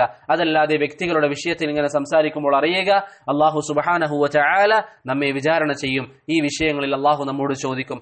ആർക്കും തർക്കമില്ലാത്ത ധാരാളം പണ്ഡിതന്മാരുണ്ട്. അവരുടെ ഫത്വകൾ, അവരുടെ ക്ലാസുകൾ നമ്മൾ കേൾക്കുക, അതിലൂടെ നമ്മൾ പഠിക്കുക, മുൻഗാമികളുടെ കിതാബുകൾ നമ്മൾ പഠിക്കുക, അവരെ നമ്മൾ അവലംബിക്കുക. അങ്ങനെ പഠിച്ച് നമുക്ക് നല്ലൊരു ഇൽമുണ്ടാകുമ്പോൾ നമുക്ക് വിഷയങ്ങൾ വേർതിരിക്കാൻ സാധിക്കും. അതല്ലെങ്കിൽ ഇങ്ങനെ ആരെങ്കിലും പറയുന്നത് കേട്ട് ഉലമാക്കളെയും കുറ്റം പറഞ്ഞ് നടക്കേണ്ട അവസ്ഥ ചില സഹോദരങ്ങൾക്ക് വന്നതുപോലെ നമുക്കും വരും. അല്ലാഹു സുബ്ഹാനഹു വ തആല നാം എല്ലാവരെയും ഹിദായത്തിന്റെ മാർഗത്തിലേക്ക് നയിക്കട്ടെ. അതുകൊണ്ട് വിഷയങ്ങൾ പഠിക്കാൻ നമ്മൾ പരിശ്രമിച്ചാൽ നമുക്ക് മനസ്സിലാവുന്നതേ ഉള്ളൂ. പക്ഷെ നമ്മൾ പഠിക്കാൻ തയ്യാറാവണം. ഷെയ്ഖ് അബ്ദുൽ മുഹ്സിൻ അബ്ബാദിന്റെ ദർസുകൾ ഇന്ന് നമുക്ക് ലഭ്യമാണ്. ഷെയ്ഖ് സാലിഹ് അൽ ഫൗസാന്റെ ദർസുകൾ നമുക്ക് ലഭ്യമാണ്. അവർക്ക് ജീവിച്ചിരിക്കുന്നു. മുൻഗാമികളാണെങ്കിൽ Sheikh Albani, Sheikh Ibn Uthaymeen, Sheikh Ibn Baz, Sheikh Muqbil തുടങ്ങിയ ആർക്കും തർക്കമില്ലാത്ത റഹിമഹുമുല്ലാഹ് അഹ്ലുസുന്നയുടെ ഉലമാക്കളുടെ ദർസുകളും ഫതാവകളും ഒക്കെ നമുക്ക് ഇന്ന് ലഭ്യമാണ്. അതുകൊണ്ട് അവരെ അവലംബിക്കുക, അവരിൽ നിന്ന് പഠിക്കുക, അവരുടെ ഇൽമ് നമ്മൾ സ്വീകരിക്കുക. അതല്ലാതെ പണ്ഡിതന്മാരെ കുറ്റം പറയുന്ന ഒരു ശാഖയിലേക്ക് പെട്ടെന്ന് തന്നെ നമ്മൾ പഠിക്കുന്നതിന് മുമ്പ് യാതൊരു കാരണവശാലും നമ്മൾ പ്രവേശിക്കാൻ പാടില്ല. മറിച്ച് നമ്മോട് അള്ളാഹുവിന്റെ ഉബൂദിയത്തുമായി ബന്ധപ്പെട്ട് അവൻ നിർബന്ധമാക്കിയ കാര്യങ്ങളാണ് കൂടുതൽ പഠിക്കാൻ നമ്മൾ പരിശ്രമിക്കേണ്ടത്. ഒരു കാര്യം തീർച്ച, അള്ളാഹു സുബ്ഹാനഹു വ തആല ആഖിറത്തിലെത്തിയാൽ ആദ്യം നമ്മോട് ചോദിക്കുക ഇന്ന പണ്ഡിതൻ എന്ത് പറഞ്ഞു എന്ന വിഷയത്തിലല്ല, മറിച്ച് നമ്മുടെ ഉബൂദിയത്തുമായി ബന്ധപ്പെട്ട കാര്യങ്ങളാണ്. അതിനെ സംബന്ധിച്ചാണ് അടിസ്ഥാനപരമായി ചോദ്യമുണ്ടാവുക. അതല്ലാത്ത കാര്യങ്ങൾ ആവശ്യമാണെങ്കിൽ അതിന്റെ വിശദീകരണങ്ങൾ നമുക്ക് പഠിക്കാം. അതല്ലാതെ ഒന്നും അറിയാത്ത ആൾക്കാർ, ദീനിന്റെ മസായിലുകൾ അറിയാത്ത ആൾക്കാർ, സമൂഹത്തിന് ഉപകാരത്തിനെത്താത്ത ആൾക്കാർ, തൗഹീദ് പറഞ്ഞു കൊടുക്കാത്ത ആൾക്കാർ, ഇങ്ങനെയുള്ള ചില മേഖലകൾ മാത്രം എടുത്തുപിടിച്ചുകൊണ്ട് അതിൽ കൂടുതൽ ശ്രദ്ധ പുലർത്തുക എന്നുള്ളത് ഒരിക്കലും അഹ്ലുസുന്നയുടെ മനഹജല്ല. അതൊരു ആലിമും പറയാത്ത രീതിയാണെന്ന ബോധം നമ്മുടെ മനസ്സിലുണ്ടാവുക. അതൊരു ഇജ്തിഹാദിയായ മസ്അലയാണെന്നൊരു കാര്യം നമ്മൾ തിരിച്ചറിയുക. അല്ലാഹു സുബ്ഹാനഹു വ തആല നല്ല രീതിയിൽ കാര്യങ്ങൾ മനസ്സിലാക്കാനും നല്ല വിശാല മനസ്സോടുകൂടി ജീവിക്കാനും നമുക്ക് ഏവർക്കും തൗഫീഖ് നൽകി അനുഗ്രഹിക്കുമാറാവട്ടെ. ഇവിടെ ചില കാര്യം കൂടി സൂചിപ്പിക്കാനുള്ളത്, ചില സഹോദരങ്ങൾ എന്നോടൊക്കെ സംസാരിക്കാൻ വന്നിട്ടുണ്ട്. അവർ പറയും ഇന്ന പണ്ഡിതൻ വഴിപിഴച്ചവനാണ്. ഞാൻ പറയാറുണ്ട് ഞാൻ ഇതിലൊന്നും ഇടപെടാറില്ല. അപ്പോൾ പറയും നിങ്ങൾക്ക് ഫിത്നയിൽ ഒരു സ്റ്റാൻഡ് ഇല്ല. അങ്ങനെ ആരെങ്കിലും നമ്മോട് പറയുകയാണെങ്കിൽ അവരോട് പറഞ്ഞു കൊടുക്കുക, നമ്മൾ മൗനം പാലിക്കാൻ ആഗ്രഹിക്കുകയാണ്. കാരണം ഇതിനേക്കാളും നിർബന്ധമായ കാര്യങ്ങൾ എനിക്ക് പഠിക്കാനുണ്ട്. കുറച്ച് ദിവസങ്ങൾക്ക് മുമ്പ് ഒരു അനുഭവം ഉണ്ടായിരുന്നു. ഒരു സഹോദരൻ പറഞ്ഞു, ഇങ്ങനെയുള്ള വിഷയങ്ങളെ സംബന്ധിച്ച് ചർച്ച ചെയ്തപ്പോൾ ഞാൻ ചോദിച്ചു, ഷെയ്ഖ് അബ്ദുൽ മുഹ്സിൻ അബ്ബാദ് ഈ വിഷയത്തിൽ എന്താണ് പറഞ്ഞത്? അദ്ദേഹം പറഞ്ഞു ഷെയ്ഖ് അബ്ബാദ് ഒന്നും പറഞ്ഞിട്ടില്ല. ഞാൻ പറഞ്ഞു എന്നാൽ നമ്മൾ സംസാരിക്കുന്നില്ല. അപ്പൊ അദ്ദേഹം പറഞ്ഞു അല്ല, സലഫികൾക്കിടയിലുള്ള ഒരു ഫിത്നയാണ്, നമ്മൾ അറിയണം, നമ്മൾ ഈ വിഷയങ്ങൾ പഠിക്കണം. ഞാൻ പറഞ്ഞു ഷെയ്ഖ് അബ്ബാദ് സംസാരിക്കുന്നില്ലെങ്കിൽ, ഇത്ര വലിയൊരു ആലിമ് സംസാരിക്കുന്നില്ലെങ്കിൽ, പിന്നെ സാധാരണ വിദ്യാർത്ഥികൾ എന്ന് പോലും പറയാൻ, ഷെയ്ഖിന്റെ മുമ്പിൽ നല്ലൊരു വിദ്യാർത്ഥി എന്ന് പോലും പറയാൻ അർഹിക്കാത്ത നമ്മെ പോലുള്ള ആൾക്കാർ എന്ത് സംസാരിക്കാനാണ്? അതുകൊണ്ട് പ്രിയപ്പെട്ടവരെ, ഉലമാക്കളുടെ മാർഗം അത് നമ്മൾ പിൻപറ്റുക.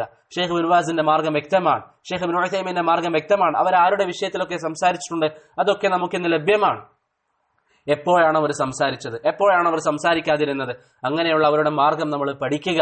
അതിനുശേഷം ഇൽമ് നന്നായി പഠിച്ചാൽ നമുക്ക് തന്നെ വേർതിരിക്കാൻ സാധിക്കും എന്നൊരു യാഥാർത്ഥ്യം നമ്മൾ മനസ്സിലാക്കി പഠിക്കാൻ തയ്യാറാവുക. അല്ലാഹു സുബ്ഹാനഹു വ തആല ഹഖിൽ ഉറച്ചു നിൽക്കാൻ നമുക്ക് ഏവർക്കും തൗഫീഖ് നൽകി അനുഗ്രഹിക്കുമാറാവട്ടെ. അല്ലാഹുമ്മ സബ്ബിത്നാ അലൽ ഹഖി വൽ ഹുദാ ഹത്താ നൽഖാക് യാ റബ്ബൽ ആലമീൻ. صلى الله على محمد وعلى آله وصحبه وسلم. سبحان الله وبحمده. سبحانك اللهم وبحمدك أشهد أن لا إله إلا أنت أستغفرك وأتوب إليك. والسلام عليكم ورحمة الله وبركاته.